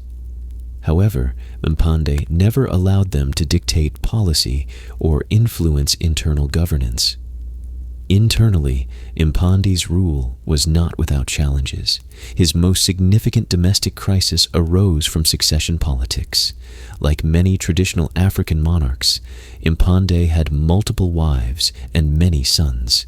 Among these sons, two would come into sharp rivalry during the latter years of his reign: Cetshwayo and Mbuyazi. Cetshwayo, the elder of the two, had gained popularity among many regiments and was seen as the natural heir by much of the military establishment. Mbuyazi, however, was favored by Mpande and supported by some key advisors. As tensions grew, Mpande attempted to balance between them, but was ultimately unable to prevent conflict. In the early 1850s, civil war erupted between the brothers and their followers. The decisive confrontation came at the Battle of Ndondakusuka on the banks of the Tugela River. Cetshwayo, backed by a larger and more experienced force, decisively defeated Mbuyazi's army. The battle was brutal, and the aftermath even more so. Thousands of Mbuyazi's followers were killed, and the river was said to have run red with blood. Mbuyazi himself was killed, along with several of Mpande's other sons. Although Mpande remained king in name, it was clear from this moment that real power had shifted to Cetshwayo. After Ndondakusuka, Cetshwayo became the de facto ruler of the kingdom, managing its military affairs and internal administration, while Mpande withdrew from active governance. Despite the bloodshed, Cetshwayo allowed his father to retain his royal dignity until his death. Mpande lived for nearly 2 more decades after the battle, during which time Cetshwayo continued to consolidate power and modernize the kingdom's military. It is worth noting that Mpande's decision to allow a smoother transition, even after a violent succession conflict, helped prevent further civil unrest. His authority, though weakened, was respected enough to keep rival factions from challenging Cetshwayo's rise. This unusual period of dual rule, with Mpande as a symbolic figurehead and Cetshwayo as military commander, provided the kingdom with continuity during a volatile time. Mpande's reign also had lasting effects on the perception of Zulu governance. He demonstrated that the Zulu monarchy could survive without constant warfare, that diplomacy could be as effective as conquest, and that African states could manage relations with European powers without immediate colonization. His ability to hold the kingdom together, reform internal policies, and navigate external threats with minimal violence marked him as a distinctly different kind of leader from Shaka or Dingain. By the time of Mpande's death in the early 1870s, the Zulu kingdom had been transformed. It was no longer an expansionist state built on military conquest, but a stable polity capable of self-rule and international negotiation. The kingdom had survived the violent legacies of its founding and was now positioned for a new phase under Cetshwayo, a leader shaped by both the traditions of his forebears and the lessons of modern conflict. By the mid-19th century, the Zulu kingdom stood at a delicate crossroads. Under King Mpande's long rule, it had shifted from the high-intensity warfare of earlier generations to a more cautious, pragmatic approach. Peace had largely been preserved, and the kingdom had managed to maintain its independence despite the expansion of European colonial influence on all sides. But with Mpande's authority waning in his final decades, a new leader was rising from within, a man shaped by both internal rivalry and a growing awareness of external danger. Cetshwayo Mpande, the eldest surviving son of Mpande, had already proven himself in battle. His victory over his brother Mbuyazi at the Battle of Ndonda Kusaka in the late 1850s had secured his position as the heir apparent and the most powerful military figure in the kingdom. In the years following that brutal confrontation, Cetshwayo gradually assumed de facto control over Zulu governance, while his aging father remained king in name. Cetshwayo's ascent did not go unchallenged. Though he had widespread support among the military regiments and many senior advisors, there remained pockets of resistance, particularly from factions loyal to the memory of Mbuyazi. Yet Cetshwayo was careful in his approach. Rather than conducting a purge or attempting to destroy his remaining rivals, he focused on consolidating power through reform, diplomacy, and selective reward. One of Cetshwayo's first and most enduring priorities was the revitalization of the Zulu military. He understood that the regional landscape was changing rapidly. British colonial power was expanding from the south and east. Boer settlements were growing in the interior, and smaller African kingdoms were being absorbed, displaced, or coerced into alliances. To defend the sovereignty of the Zulu kingdom, Cetshwayo needed to ensure that its military forces were not only strong, but also modernized and disciplined. Cetshwayo did not discard the regimental system established under Shaka and maintained under Mpande, but he introduced several reforms aimed at improving effectiveness. He reinstated stricter discipline and reinvigorated the military training that had become more relaxed during Mpande's later years. Young men were once again required to undergo long periods of service before being allowed to marry, which ensured that the kingdom retained a large and loyal pool of active warriors. He also focused on improving coordination among regiments, centralizing command structures, and establishing greater oversight from the royal court. Military reviews and ceremonial parades were held more regularly, reinforcing not only discipline, but also the symbolic presence of royal authority. Cetshwayo emphasized readiness and mobility, and while firearms were still rare within the kingdom, he was not ignorant of their increasing role in regional warfare. In fact, one of the more subtle shifts in Cetshwayo's military thinking was his awareness of the need to prepare for battles against enemies armed with rifles and cannon. Though the Zulu army remained primarily equipped with traditional weapons, spears, shields, and clubs, Cetshwayo encouraged experimentation and limited acquisition of firearms through trade.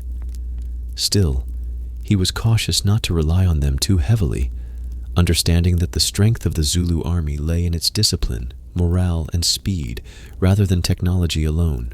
While Cetshwayo worked to rebuild the military, he also took steps to strengthen the state's internal administration. He reasserted central authority over regional chiefs, requiring more regular tribute payments and personal loyalty. He reorganized the royal court to include advisors who were loyal to him personally rather than tied to old clan divisions. Importantly, he expanded the role of trusted commoners and military leaders in governance, opening up new channels of influence and bypassing traditional elite structures when necessary. This shift toward merit-based leadership in the court was a departure from earlier periods when lineage had often determined access to power. It helped reduce factionalism and ensured that Cetshwayo's decisions were informed by capable advisors rather than simply politically connected ones. It also reinforced the idea that authority came from the king, not from independent clan prestige. In the realm of diplomacy, Cetshwayo was both firm and astute. He maintained an official stance of peace with the British authorities in Natal, even while remaining deeply suspicious of their long-term intentions. British colonial officials, for their part, saw Cetshwayo as a strong and potentially hostile figure. Reports from missionaries and traders often portrayed him as proud, capable, and determined to preserve Zulu independence at all costs. Despite these tensions, open conflict was avoided during the early years of his de facto rule. Cetshwayo sent emissaries to the colonial authorities and received delegations in return. He was polite, but never deferential, making clear that the Zulu kingdom was not a subject of the British crown. He refused to allow European settlers to acquire land within Zulu territory, and he blocked missionary efforts to convert large portions of the population. Christianity was permitted but not encouraged, and the royal court remained firmly grounded in traditional beliefs and ancestral rituals.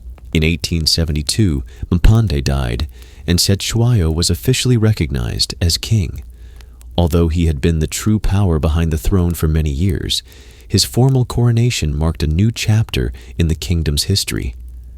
The ceremony, conducted in accordance with long-standing Zulu customs, was a powerful reaffirmation of sovereignty and unity. Chiefs from across the kingdom gathered to pledge allegiance, and warriors performed grand parades to honor their new king. Cetshwayo used the occasion not only to celebrate his rise, but also to broadcast a message of strength to both his subjects and his neighbors. His speech at the coronation emphasized the continuity of Zulu tradition, the importance of loyalty to the throne, and the readiness of the kingdom to defend its land and its people. He reminded those gathered of the legacy of Shaka and Mfecane, but made it clear that his own rule would be characterized by vigilance, preparation, and dignity. Shortly after his coronation, Cetshwayo initiated further reforms.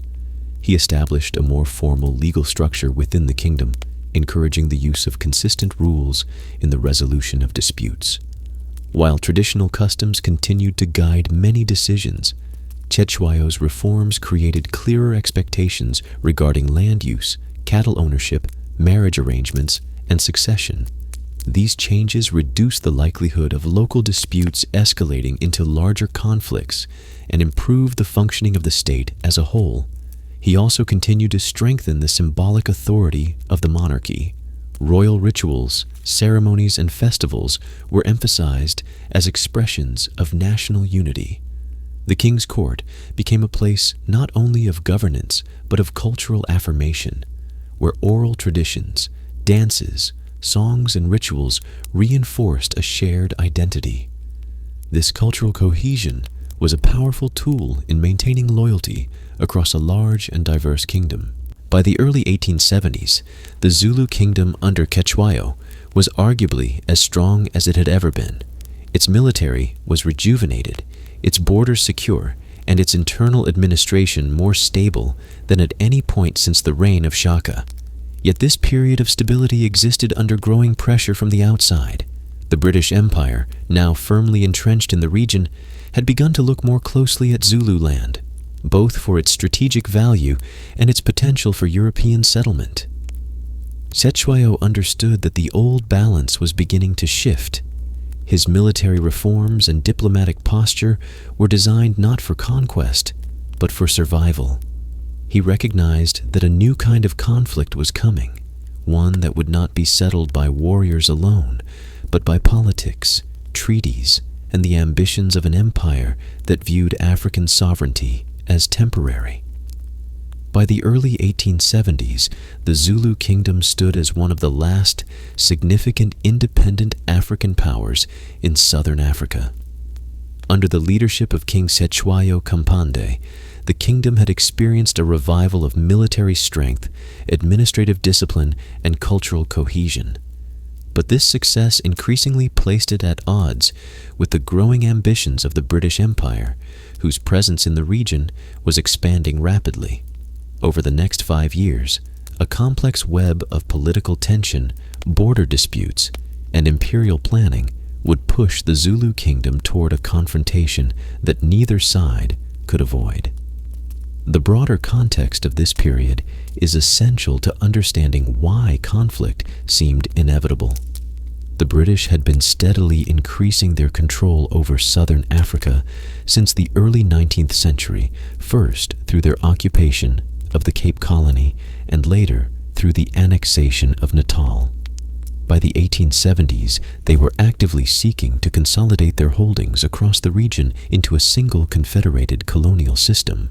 This vision, modeled on the successful unification of Canada, aimed to bring together the various British colonies, Boer republics, and African kingdoms into a single administrative and economic bloc under British control. The man most responsible for advancing this plan was Sir Henry Bartle Frere, appointed British High Commissioner for Southern Africa in the early 1870s. Frere believed that political unification was essential for regional stability and economic development. He also viewed African polities such as the Zulu kingdom as obstacles to British authority, societies that, while politically and militarily effective, did not align with British conceptions of order, commerce, and civilization. Frere was convinced that the independence of such kingdoms posed a threat to the broader imperial agenda. The Zulu kingdom, with its large standing army, centralized authority, and refusal to cede land or influence to British officials, was at the center of Frere's concerns. He regarded Cetshwayo's power as inherently destabilizing, particularly because of the kingdom's proximity to British-controlled Natal. Though there had been no major conflicts between the Zulu and the British up to this point, there were simmering disputes along the Tugela River, which marked the boundary between Natal and Zululand.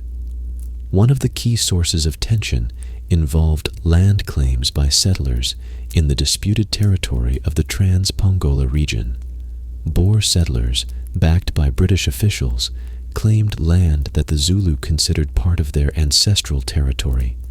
These border areas had long been zones of friction with shifting populations and unclear legal status. Cetshwayo had made it clear that he would defend Zulu borders and that any encroachment would be treated as a hostile act.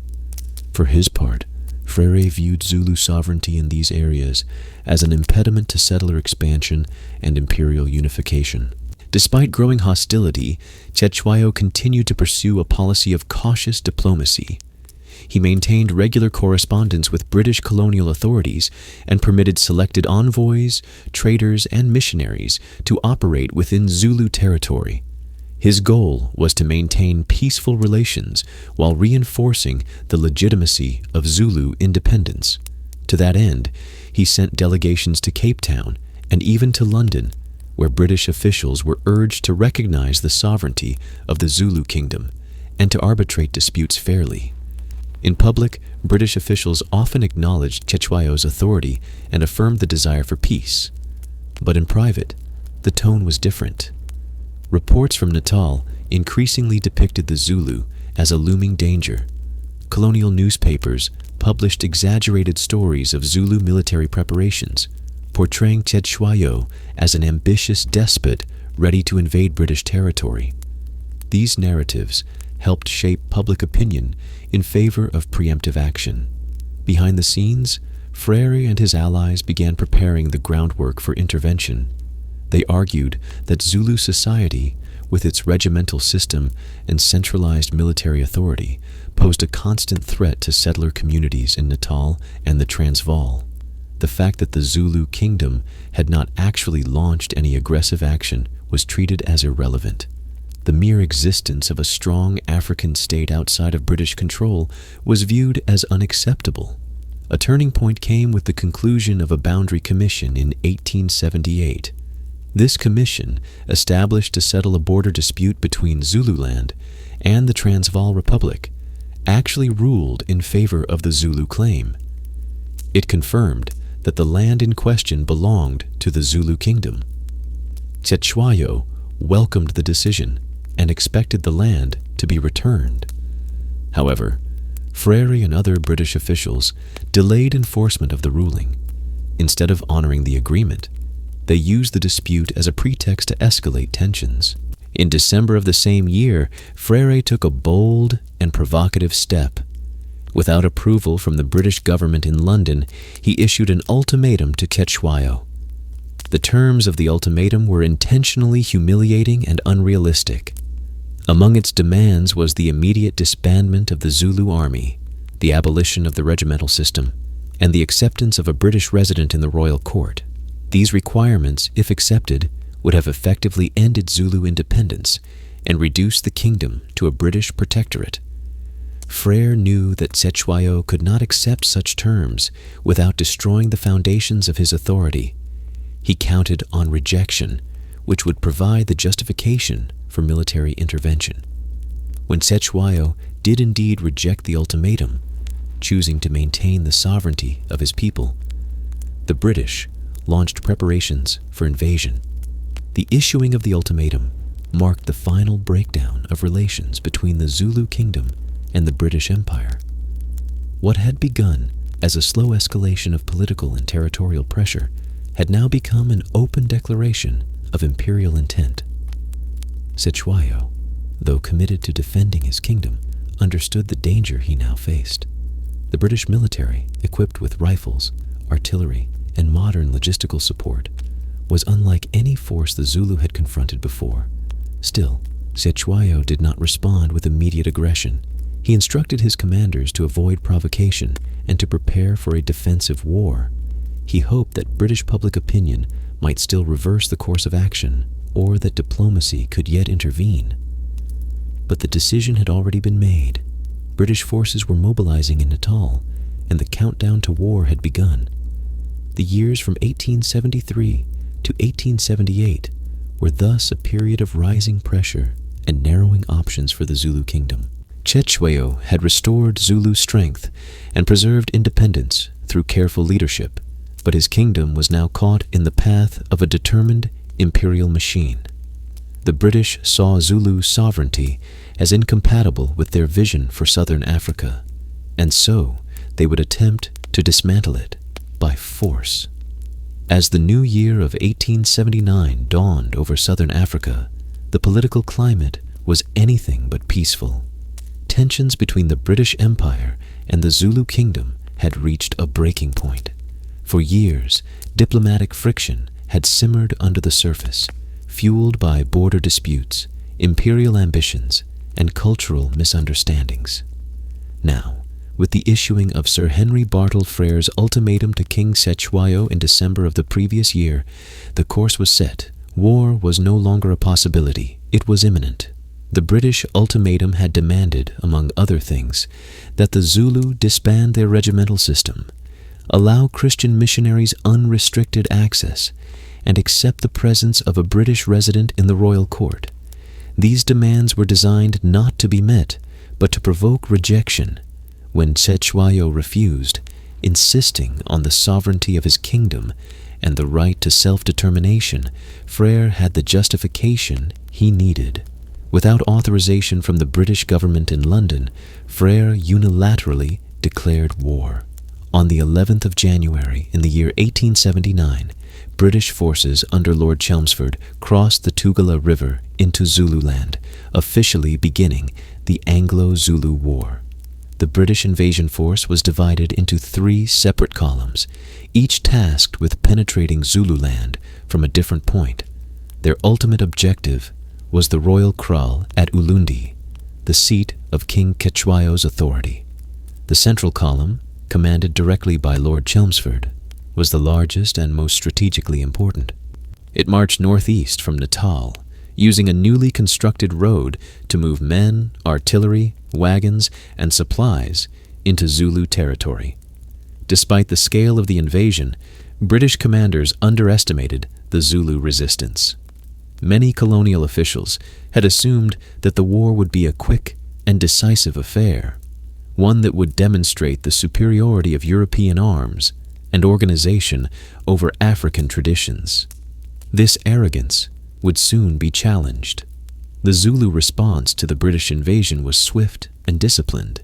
King Cetshwayo, while committed to defending his kingdom, had given strict orders that his forces were not to initiate attacks across the border. He hoped to maintain the moral high ground and possibly draw sympathy from international observers. However, once the British had entered Zululand, those orders no longer applied. The Zulu army began mobilizing. Cetshwayo's strategy was shaped by years of preparation. Although his forces did not possess modern firearms in large numbers, they retained the core strengths of discipline, mobility, and cohesion. Thousands of warriors, organized into regiments or amabuto, assembled near the British route of advance. These were seasoned fighters, many of whom had trained for years under the regimental system. They moved through the rugged terrain swiftly and silently, using traditional methods of communication and concealment. The first major engagement of the war took place at a location called Isandlwana on the 22nd of January. The British Central Column had set up camp near the base of the hill that gave the site its name. Despite being deep in hostile territory, the British failed to properly fortify their position. Their camp was spread out, with poor lines of communication and inadequate scouting. Chelmsford himself had left with a portion of the force earlier that morning, chasing what he believed to be a Zulu reconnaissance party, leaving the main camp undermanned. Unbeknownst to him, the main Zulu army, numbering over 20,000 warriors, had been lying in wait only a few kilometers away. Led by commanders including Nshingwayo Kamahole and Mavu Mengwana Kandlela, the Zulu army executed a complex flanking maneuver known as the Horns of the Buffalo formation. This tactic, perfected over generations, involved a central force engaging the enemy head-on, while the horns swept around both flanks to encircle them. When the Zulu attack commenced in the early afternoon, the British defenders were overwhelmed. Though they fought bravely and fired thousands of rounds, their position was untenable. The Zulu warriors closed the distance rapidly, absorbing casualties but refusing to break. Once inside the British lines, they fought with spears and short stabbing weapons, cutting through the ranks. By the end of the day, over 1,000 British and colonial soldiers were dead, the greatest defeat ever suffered by a British force against an indigenous African army. The Battle of Isandlwana sent shockwaves through the British Empire. In London, officials were stunned. Colonial administrators in southern Africa panicked. For decades, the idea of a disciplined African force defeating a modern European army had seemed unthinkable. Now, the Zulu had not only defended their territory, but had inflicted a humiliation on one of the world's most powerful militaries. But even as the Zulu celebrated their victory at Isandlwana, other events were unfolding that would shape the next phase of the war. That same day, a small British outpost at Rorke's Drift, situated just across the border in Natal, came under attack. Approximately 4,000 Zulu warriors, part of the reserve force not involved in the Isandlwana engagement, launched an assault on the garrison, which was defended by fewer than 200 British and colonial troops. What followed was an intense and desperate battle lasting into the night. The defenders of Rorke's Drift, though vastly outnumbered, held their ground behind hastily constructed barricades of mealie bags and biscuit boxes. Using disciplined volleys of rifle fire and coordinated shifts between firing lines and reserve positions, they managed to repel wave after wave of Zulu attacks. When the fighting finally ended, the garrison had suffered significant casualties, but had not been overrun. The defense of Rorke's Drift became a celebrated moment in British military history, resulting in the awarding of multiple Victoria Crosses and capturing the imagination of the British public. The juxtaposition of the catastrophic loss at Isandlwana and the desperate heroism at Rorke's Drift helped shape the narrative of the early war. British newspapers focused on the valor of the defenders and largely downplayed the strategic blunder that had led to the Isandlwana disaster. However, within military circles, the scale of the loss could not be ignored. Reinforcements were ordered immediately from the Cape Colony and from Britain itself. The imperial response would be overwhelming. For the Zulu kingdom, the victory at Isandlwana was both a triumph and a warning. It demonstrated the strength and resolve of Zulu arms, but also revealed the scale of the challenge they faced. Cetshwayo had never intended a war of conquest. His objective was to defend his kingdom and force the British to negotiate. But now, with the British preparing a massive counteroffensive, total war seemed inevitable. Cetshwayo maintained his position at Ulundi and continued to direct his forces through trusted commanders. He attempted to reopen diplomatic channels, sending messages that the Zulu had no desire for further bloodshed. But these overtures were ignored. The British, determined to restore their reputation and complete their colonial objectives, prepared for a full-scale invasion of Zululand. The war that had begun with a calculated political provocation was now a test of endurance, resources, and resolve. The Zulu had struck first and struck hard, but the full weight of the British Empire was now bearing down on them.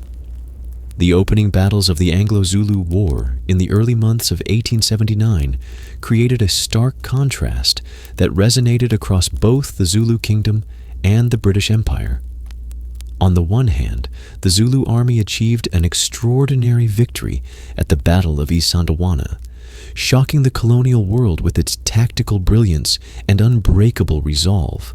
On the other hand, the defense of Rorke's Drift by a small contingent of British soldiers against overwhelming odds became a celebrated example of determination and military discipline. These two battles, fought within the same 24-hour period, would define the psychological and political tone of the war's next phase. The Zulu victory at Isandlwana, discussed previously in terms of its military significance, must now be examined in the context of its wider consequences.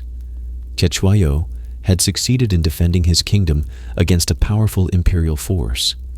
The Central Zulu Command, led by generals such as Nchingwayoka Mahole and Mavumengwana Kandlela, had executed one of the most disciplined and effective surprise attacks in the history of indigenous resistance in Africa. Their ability to maneuver over difficult terrain, maintain operational secrecy, and coordinate thousands of warriors in an enveloping movement overwhelmed British expectations and doctrine. The significance of Isandlwana extended beyond the battlefield. It shattered the myth of inevitable European military superiority over African forces and forced British officials to confront their own complacency. Military planners had entered Zululand with the expectation of a swift and relatively bloodless campaign. Instead, they suffered one of their most humiliating defeats in the colonial era. Yet, for all the strategic brilliance on display, the aftermath of the victory was more complex. The Zulu army, though victorious, did not follow up with a full-scale offensive into Natal. This restraint was not due to lack of ability, but rather a matter of policy. Cetshwayo had made it clear that the war was defensive. His aim was not conquest, but the preservation of Zulu sovereignty. He hoped that by demonstrating Zulu strength, he could force the British to reconsider their aggression and return to diplomacy. However, the events at Rorke's Drift quickly shifted the focus of imperial attention. While the Zulu army celebrated their victory at Isandlwana, another contingent, formed from the reserve force not involved in the main engagement, launched an attack on the British outpost at Rorke's Drift, located just across the border in Natal. The outpost was defended by fewer than 200 men, most of them from the 24th Regiment of Foot under the command of Lieutenants John Chard and Gonville Bromhead. The Zulu attackers, numbering around 4,000, expected a quick victory. The defenders were isolated, outnumbered, and still reeling from the news of Isandlwana. Yet what followed was an intense battle of endurance and fortification. The British soldiers quickly converted the mission station into a makeshift fortress, stacking mealie bags, biscuit boxes, and overturned carts to form barricades. Behind these improvised walls, they created firing lines, rotated their positions, and used every available resource to repel the attackers. For over 10 hours, the battle raged. Wave after wave of Zulu warriors advanced, only to be repelled by musket volleys and bayonet charges. The defenders, fighting with discipline and desperation, managed to hold their ground. When the fighting finally subsided, the Zulu force withdrew, having suffered significant casualties. The British garrison, though battered and bloodied, had survived. The psychological impact of Rorke's drift on British morale was profound. Coming so soon after the devastating loss at Isandlwana, the successful defense offered a much-needed narrative of resilience and heroism. In the weeks that followed, the battle was celebrated in newspapers, public speeches, and military reports. 11 Victoria Crosses were awarded to participants in the defense, more than in any other single action in British history. In the wider context of the war, however, Rorke's drift had limited strategic value. The outpost was not a critical military installation, nor did the battle alter the immediate tactical situation. But the symbolism mattered. It reassured a shaken public and gave British commanders the justification they needed to escalate their efforts. Reinforcements were dispatched from the Cape Colony, and thousands of fresh troops, including artillery and cavalry, were sent from Britain itself. The Zulu leadership, meanwhile, was faced with a difficult decision. The triumph at Isandlwana had proven that the kingdom could defend itself, but the failed assault at Rorke's Drift reminded them of the limitations they faced against entrenched positions backed by superior firepower. Cetewayo continued to call for a diplomatic solution, sending messages to British officials stating that he did not wish to continue the war. His envoys insisted that the Zulu had acted only in defense and were prepared to negotiate peace. Yet these overtures fell on deaf ears. British leaders, particularly Sir Henry Bartle Frere and Lord Chelmsford, were determined to restore imperial authority and secure a definitive victory. To them, Cetewayo's offers were seen not as genuine peace proposals, but as signs of weakness. The military campaign resumed with renewed energy, now backed by the full weight of imperial logistics and manpower. One of the challenges facing the Zulu command in the aftermath of Isandlwana and Rorke's Drift was how to adapt their tactics to a changing battlefield. They had succeeded in open field engagements and ambushes, but British forces were now fortifying their camps, moving in tighter formations, and supported by more advanced weaponry. The British strategy also shifted. Rather than spreading their forces thinly, they concentrated their troops and moved more cautiously through Zulu territory. The Zulu army, though still formidable, was now under immense pressure. Supply lines were stretched, morale was tested, and several clans began to show signs of fatigue. Many warriors returned to their homesteads after the initial victories, in keeping with Zulu tradition, making it harder to maintain large forces in the field for extended periods. Meanwhile, the British were building roads, securing outposts, and advancing steadily toward the Zulu capital at Ulundi. The Zulu also faced challenges in acquiring sufficient modern weapons. While some rifles had been captured during earlier battles and others obtained through trade, they lacked the ammunition and training necessary to use them effectively on a large scale. Most Zulu warriors still relied on traditional weapons, spears, shields, and clubs, and although these were highly effective in close combat, they were less useful against entrenched positions defended by repeating rifles and artillery. Despite these disadvantages, Cetshwayo continued to rally his forces and organize resistance. He moved his capital to a more secure location and instructed his commanders to avoid direct confrontation unless conditions were favorable. His objective remained the same: to preserve Zulu independence and avoid complete destruction, even as the British drew closer. The battles of Isandlwana and Rorke's Drift revealed much about the strengths and limitations of both sides. The Zulu demonstrated exceptional discipline, bravery, and tactical skill. The British, after early blunders, showed determination, adaptability, and overwhelming logistical superiority. As the war entered its middle phase, it was clear that the final outcome would not be determined by any single engagement, but by a broader struggle between an empire determined to expand and a kingdom fighting to survive. The early months of the Anglo-Zulu War had stunned both the British public and military command. The crushing defeat at Isandlwana had exposed the vulnerability of imperial forces when faced with a disciplined and determined indigenous army. Though the defense of Rorke's Drift helped to repair British morale, it was clear that the war could no longer be treated as a minor colonial campaign. The British government, previously reluctant to escalate, now committed to a full-scale invasion.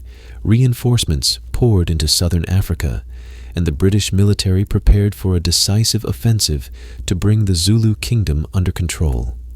Lord Chelmsford, who had been heavily criticized for the disaster at Isandlwana, remained in command despite growing public scrutiny. Determined to redeem his reputation, he reorganized his forces with greater discipline and strategic caution. No longer willing to risk fragmented columns and unfortified camps, he adopted a methodical approach. Camps were fortified nightly, supply lines were protected, and intelligence gathering became more rigorous. By mid-year, British strength in the region had grown considerably. Thousands of additional troops arrived from Britain and the Cape Colony, including cavalry units, engineers, artillery, and logistical support. Among these reinforcements was the arrival of Colonel Evelyn Wood and Sir Garnet Wolseley, a high-ranking officer sent from London to assume overall command. However, due to delays in Wolseley's travel and communications, Chelmsford was still in charge when the final major offensive was launched. Meanwhile, the Zulu kingdom was facing a growing set of internal and external pressures. Cetshwayo had maintained a strong defensive posture since the start of the war, but the tide was clearly turning. With British reinforcements closing in from multiple directions, he ordered the regrouping of his remaining forces and continued to seek diplomatic alternatives. Envoys were sent to British commanders with messages expressing a willingness to negotiate and a reminder that the war had been provoked by British aggression. These attempts were ignored. As British forces advanced toward the Zulu heartland, they employed scorched earth tactics. Villages were burned, crops destroyed, and livestock seized. The strategy aimed to deny the Zulu army access to supplies and force a final confrontation under British terms.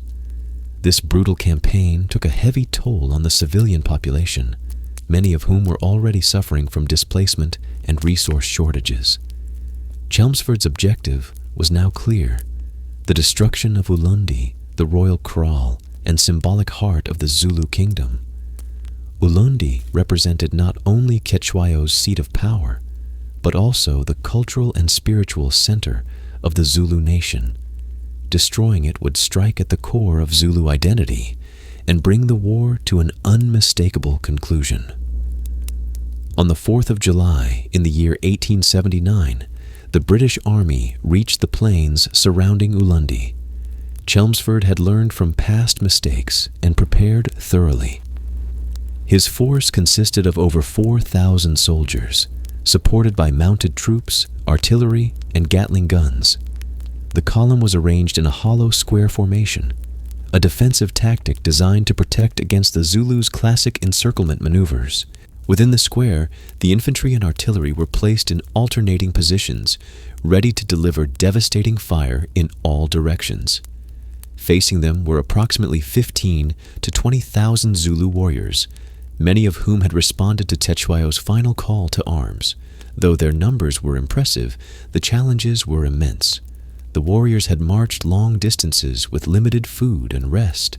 Many carried traditional weapons, with only a small portion equipped with firearms, most of which were outdated or captured. Still, they maintained the fierce determination that had defined Zulu resistance throughout the war. The Zulu attack began mid-morning. Warriors advanced in their time-honored crescent formation, with the center engaging the British front while the horns attempted to sweep around the sides. As they charged, they let out the battle cries that had echoed across generations. But this time, they faced a force fully prepared and heavily armed. The British square held firm. Artillery opened fire first, sending explosive shells into the advancing ranks. This was followed by disciplined volleys of rifle fire, then the rattling barrage of the Gatling guns. The Zulu warriors pressed forward with extraordinary courage, some reaching the very edge of the square, but they could not break the line. The firepower was too intense, the formation too strong. Within less than an hour, the battlefield was covered with the fallen. Thousands of Zulu warriors lay dead or wounded. The survivors, unable to breach the square and with no relief in sight, began to withdraw. The British cavalry then moved out from the formation, pursuing the retreating Zulu and completing the rout. Following the battle, British troops advanced into Ulundi and set the royal kraal ablaze. The flames consumed not only structures and supplies, but also symbols of royal authority and ancestral heritage. The destruction of Ulundi marked the effective end of organized Zulu resistance. Though smaller skirmishes and isolated fighting would continue, the political and military center of the kingdom had been dismantled.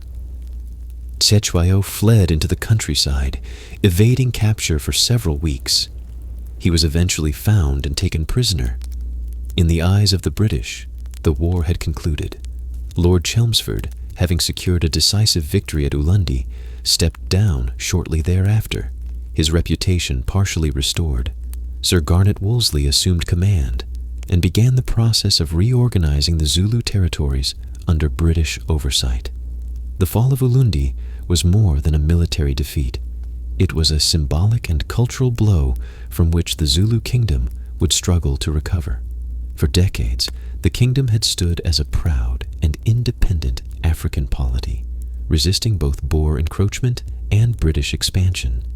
It had maintained a unique identity, rooted in tradition, military strength, and centralized leadership. Now, with its capital in ruins and its king in captivity, that independence was at an end.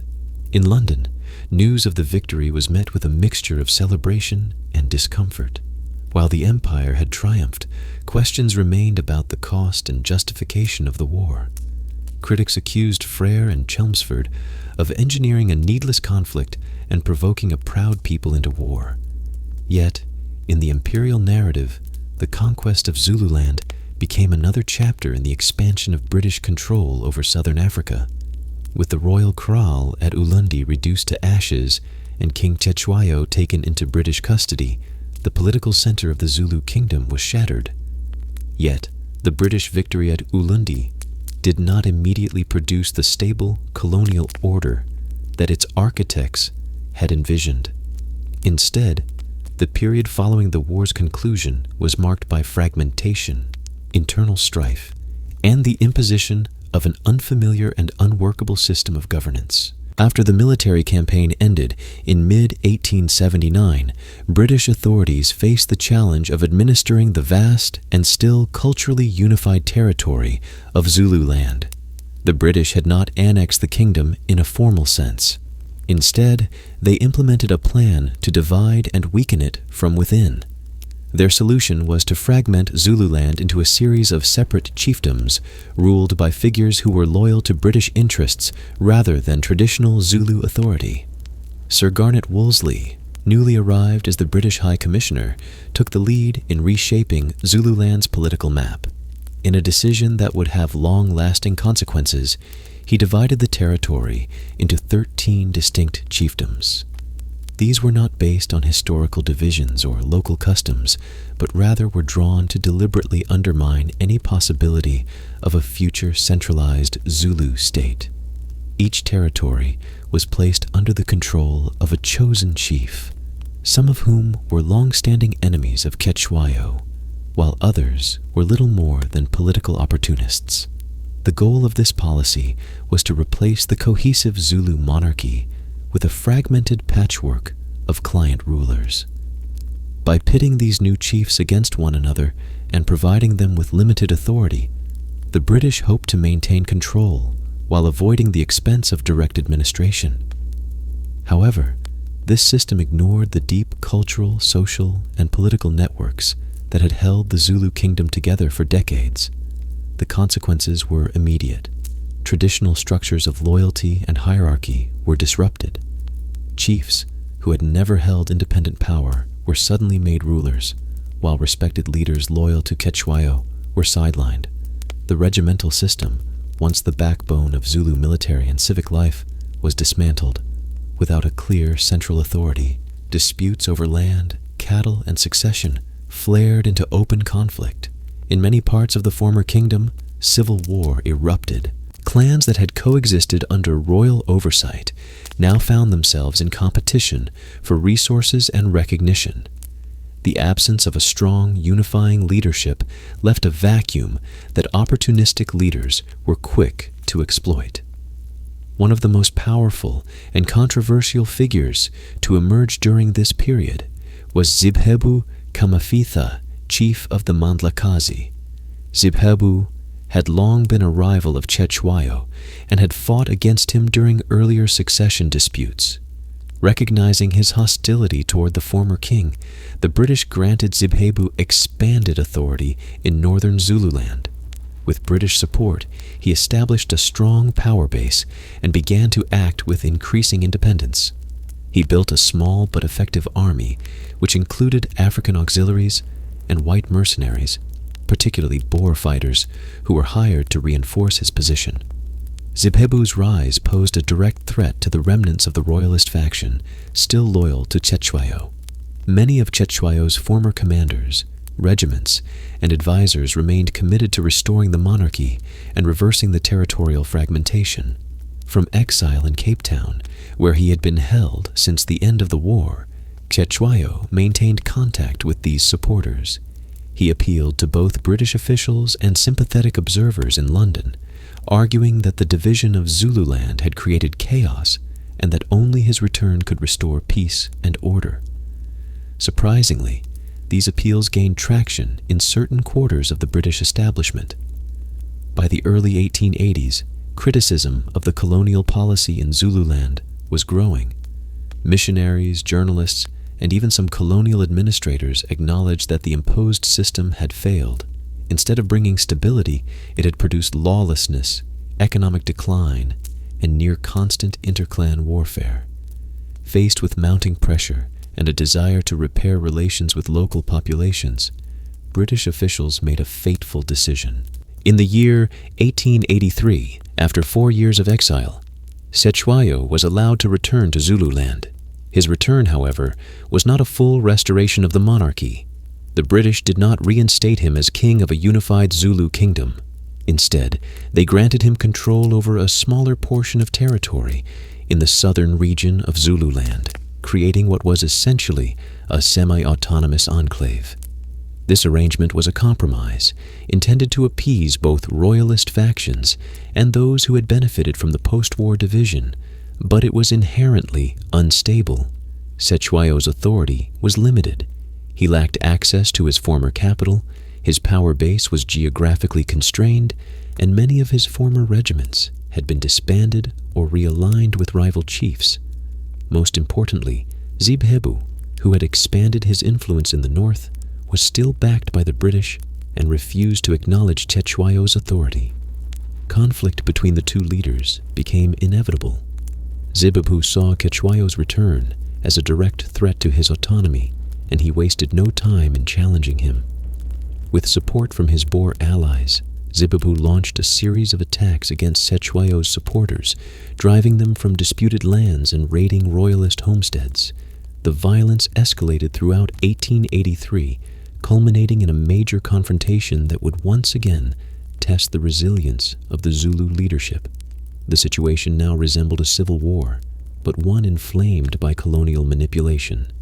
The very fragmentation that had been engineered to weaken Zulu power was now producing exactly the kind of instability the British had hoped to avoid.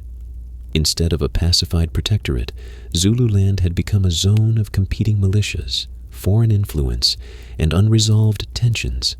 Cetewayo, though reinstated in a limited fashion, found himself fighting for survival. He attempted to reorganize his supporters into a defensive force, but the damage inflicted by years of fragmentation and exile had weakened his capacity to mobilize. His appeals to the British for further support or a full restoration were ignored.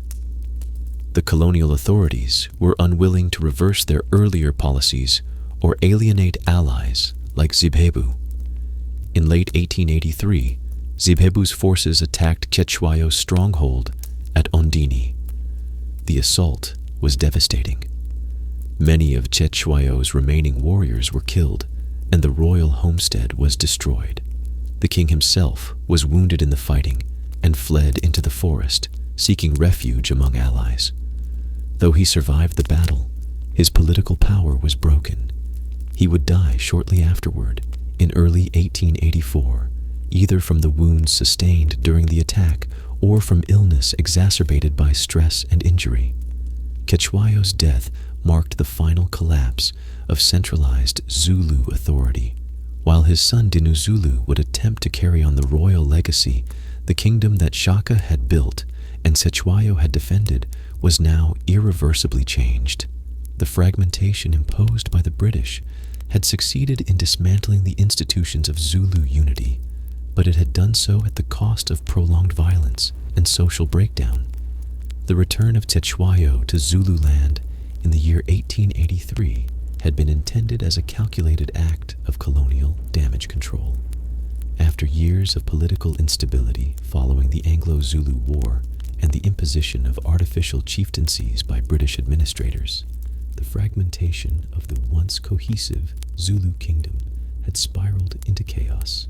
Interclan warfare, opportunistic leadership, and widespread displacement had undermined any notion of stable governance. For many observers, including missionaries, colonial officials, and African leaders, it had become clear that the British partition strategy had not pacified Zululand, but had destabilized it. The decision to bring Cetewayo back from exile in Cape Town came as a result of this mounting disorder. British officials, particularly those based in Natal, began to argue that the restoration of a legitimate Zulu ruler, if only over part of the former kingdom, could serve as a stabilizing influence. The idea was not to restore the full monarchy, but rather to reintroduce a symbolic authority figure who might suppress factionalism and reduce conflict. Cetewayo himself, who had spent several years in relative isolation under guard, was eager to return. He still commanded loyalty among large sections of the Zulu population, particularly those who had remained opposed to the imposed authority of rival chiefs like Zibhebu Kamafitha. Yet, Cetewayo's return was far from a triumphant restoration. Upon re-entering Zululand, he was not permitted to reoccupy his former capital at Ulundi, nor was he given jurisdiction over the entire territory. Instead, a smaller southern region of Zululand was designated as his domain, essentially a limited chieftaincy carved from what had once been a unified kingdom. The British provided no standing army, no meaningful administrative support, and no guarantee of protection. Cetewayo was expected to rule with influence, but without power. From the outset, this arrangement was inherently fragile. Cetewayo's reappearance reopened old rivalries and sharpened existing tensions. Chiefs who had benefited from the British-imposed system saw his return as a threat to their autonomy. Chief among them was Zibhebu, who had grown into one of the most powerful figures in northern Zululand. Backed by Boer mercenaries and enjoying quiet support from British officials, Zibhebu had carved out a formidable power base. He had resisted royalist influence throughout the post-war period and viewed Cetewayo's return as a direct challenge to his authority. Zibhebhu wasted little time in acting. While Cetewayo attempted to rebuild his support network, re-establishing ties with loyalist factions, rallying remnants of his old regiments, and appealing for broader recognition, Zibhebhu moved militarily against him. Beginning in the latter half of 1883, Zibhebhu launched a series of aggressive raids on Cetewayo's territory, targeting royalist strongholds, burning homesteads, and scattering loyalist forces. These attacks were well planned and ruthlessly executed, often with the assistance of Boer fighters armed with rifles and horses. Caught off guard by the speed and ferocity of the offensive, Cetewayo struggled to respond. His territory lacked natural defenses, his forces were under-equipped, and many of his traditional commanders had been killed, scattered, or demoralized in the years following the Anglo-Zulu War. Despite these limitations, he attempted to mount a resistance. Gathering what remained of his supporters, he established a temporary base at Ondini, a location chosen for both symbolic and strategic reasons. The decisive confrontation came in July of 1883. Zibhebhu's forces, well armed and numerically superior, advanced on Ondini and launched a devastating assault. The battle was one-sided. The royalist defenders, relying on outdated weapons and defensive tactics, were overwhelmed. The settlement was set ablaze, and hundreds of Cetewayo's supporters were killed. The king himself was wounded and narrowly escaped with a small retinue. He fled into the surrounding forests and was hidden by loyalists for several weeks. The collapse of Cetewayo's defensive position marked the effective end of his political power. Though he survived the battle, his injuries and the destruction of his remaining support base left him physically and emotionally weakened. Once again, he sent appeals to the British authorities, requesting protection from Zibhebhu and intervention to stop the bloodshed. This time, however, his pleas were met with silence. The colonial administration, still unwilling to challenge Zibhebhu and having grown tired of Zulu internal conflicts, declined to act. In the final months of his life, Cetewayo was once again removed from his homeland, this time not as a prisoner in chains, but as a wounded and politically abandoned figure. He was brought to Eshowe in British-controlled Zululand, where he lived under limited supervision in what can best be described as internal exile. Cut off from power, isolated from his people, and nursing his injuries, Cetewayo entered a period of decline. He died in February of 1884, under circumstances that remain partially unclear. Official reports attributed his death to a heart attack, possibly brought on by infection and stress.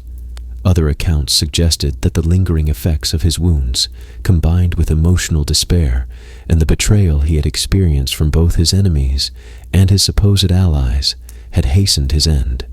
The death of Cetewayo closed a critical chapter in Zulu history. He had been the last king of an independent and united Zulu kingdom.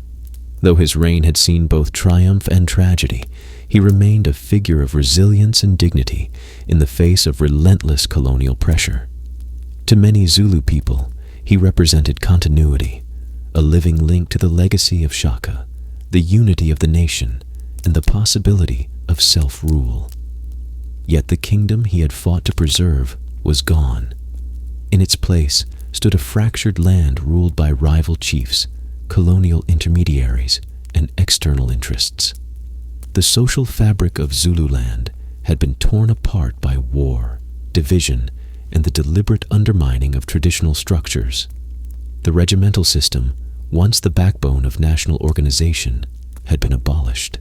The monarchy had been politically neutralized. The Zulu people, once a cohesive force under centralized leadership, were now subjects of indirect rule, administered in name by African chiefs, but in reality controlled by colonial officials. Still, the story did not end with Cetewayo. His son, Dinuzuluka Cetewayo, would soon emerge to carry forward the royal lineage and the hope of restoring Zulu dignity.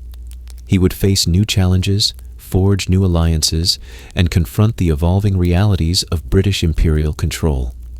The struggle for Zulu identity, autonomy, and survival would continue, not through open warfare as in Shaka's and Cetshwayo's time, but through political negotiation, legal petitions, and a long resistance against colonial marginalization.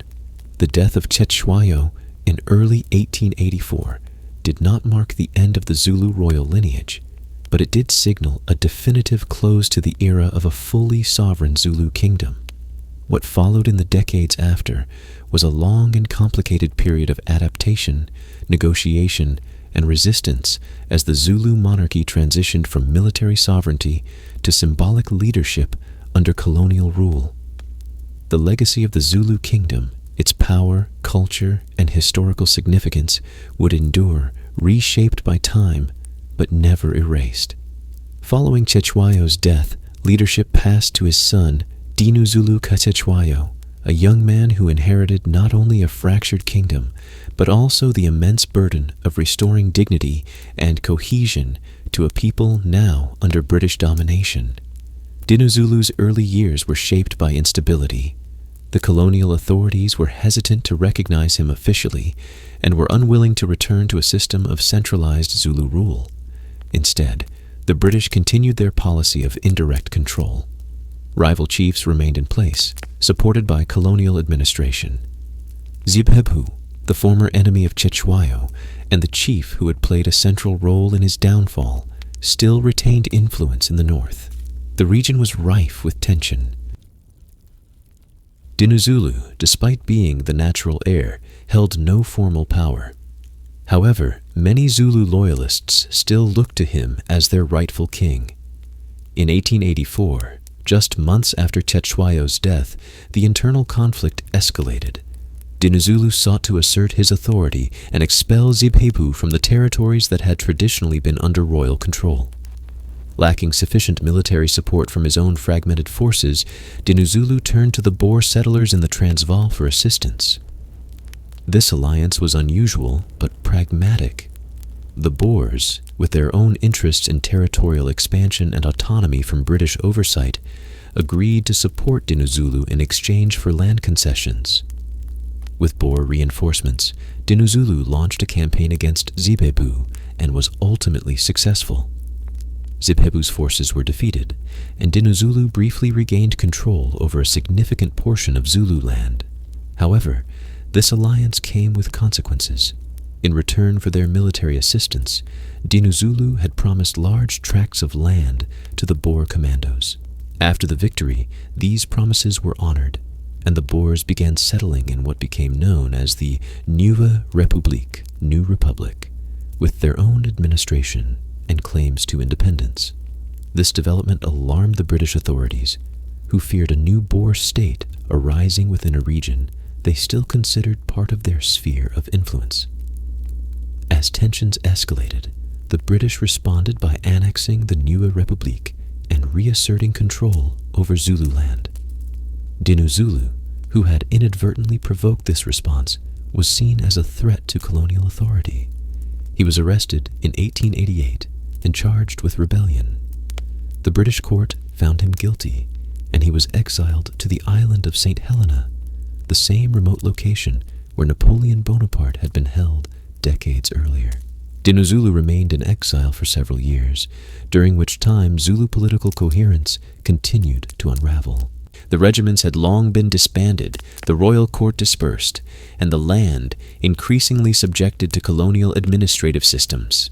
Still, Dinuzulu's exile did not extinguish the idea of Zulu unity. His symbolic role as the rightful heir to the throne remained intact in the hearts of many Zulu people. In the early 20th century, a shift occurred.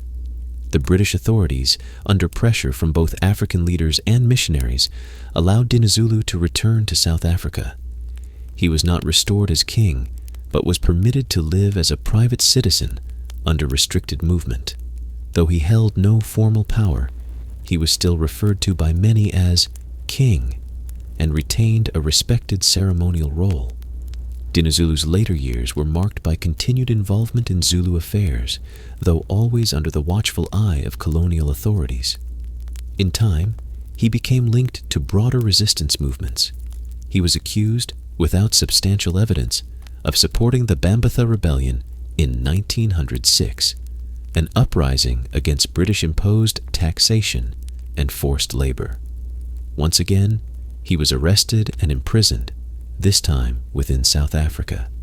He died in 1913, never having regained formal authority, but leaving behind a legacy of resilience, cultural pride, and royal symbolism.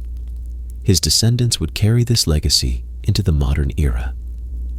Through the 20th century, the Zulu royal family continued to hold ceremonial and cultural significance, even as South Africa underwent dramatic political changes. Under the apartheid regime, traditional leadership structures were manipulated by the government to serve its system of racial segregation. The Zulu monarchy, like other African institutions, was co-opted into the so-called homeland system, in which separate administrative regions were established for different ethnic groups. The KwaZulu homeland was created as part of this structure, and the Zulu royal family was given a formal, though limited, role in its governance. Despite the limitations of apartheid, the monarchy continued to serve as a symbol of cultural identity and historical continuity. It was during this time that King Cyprian Bheki Zulu, and later his son, King Goodwill Zwelithini, rose to prominence as modern royal figures, navigating the complex relationship between tradition and state politics. King Goodwill Zwelithini Bheki Zulu, who reigned from the late 20th century until his passing in the early 21st century, played a central role in preserving and promoting Zulu cultural practices, language, and heritage.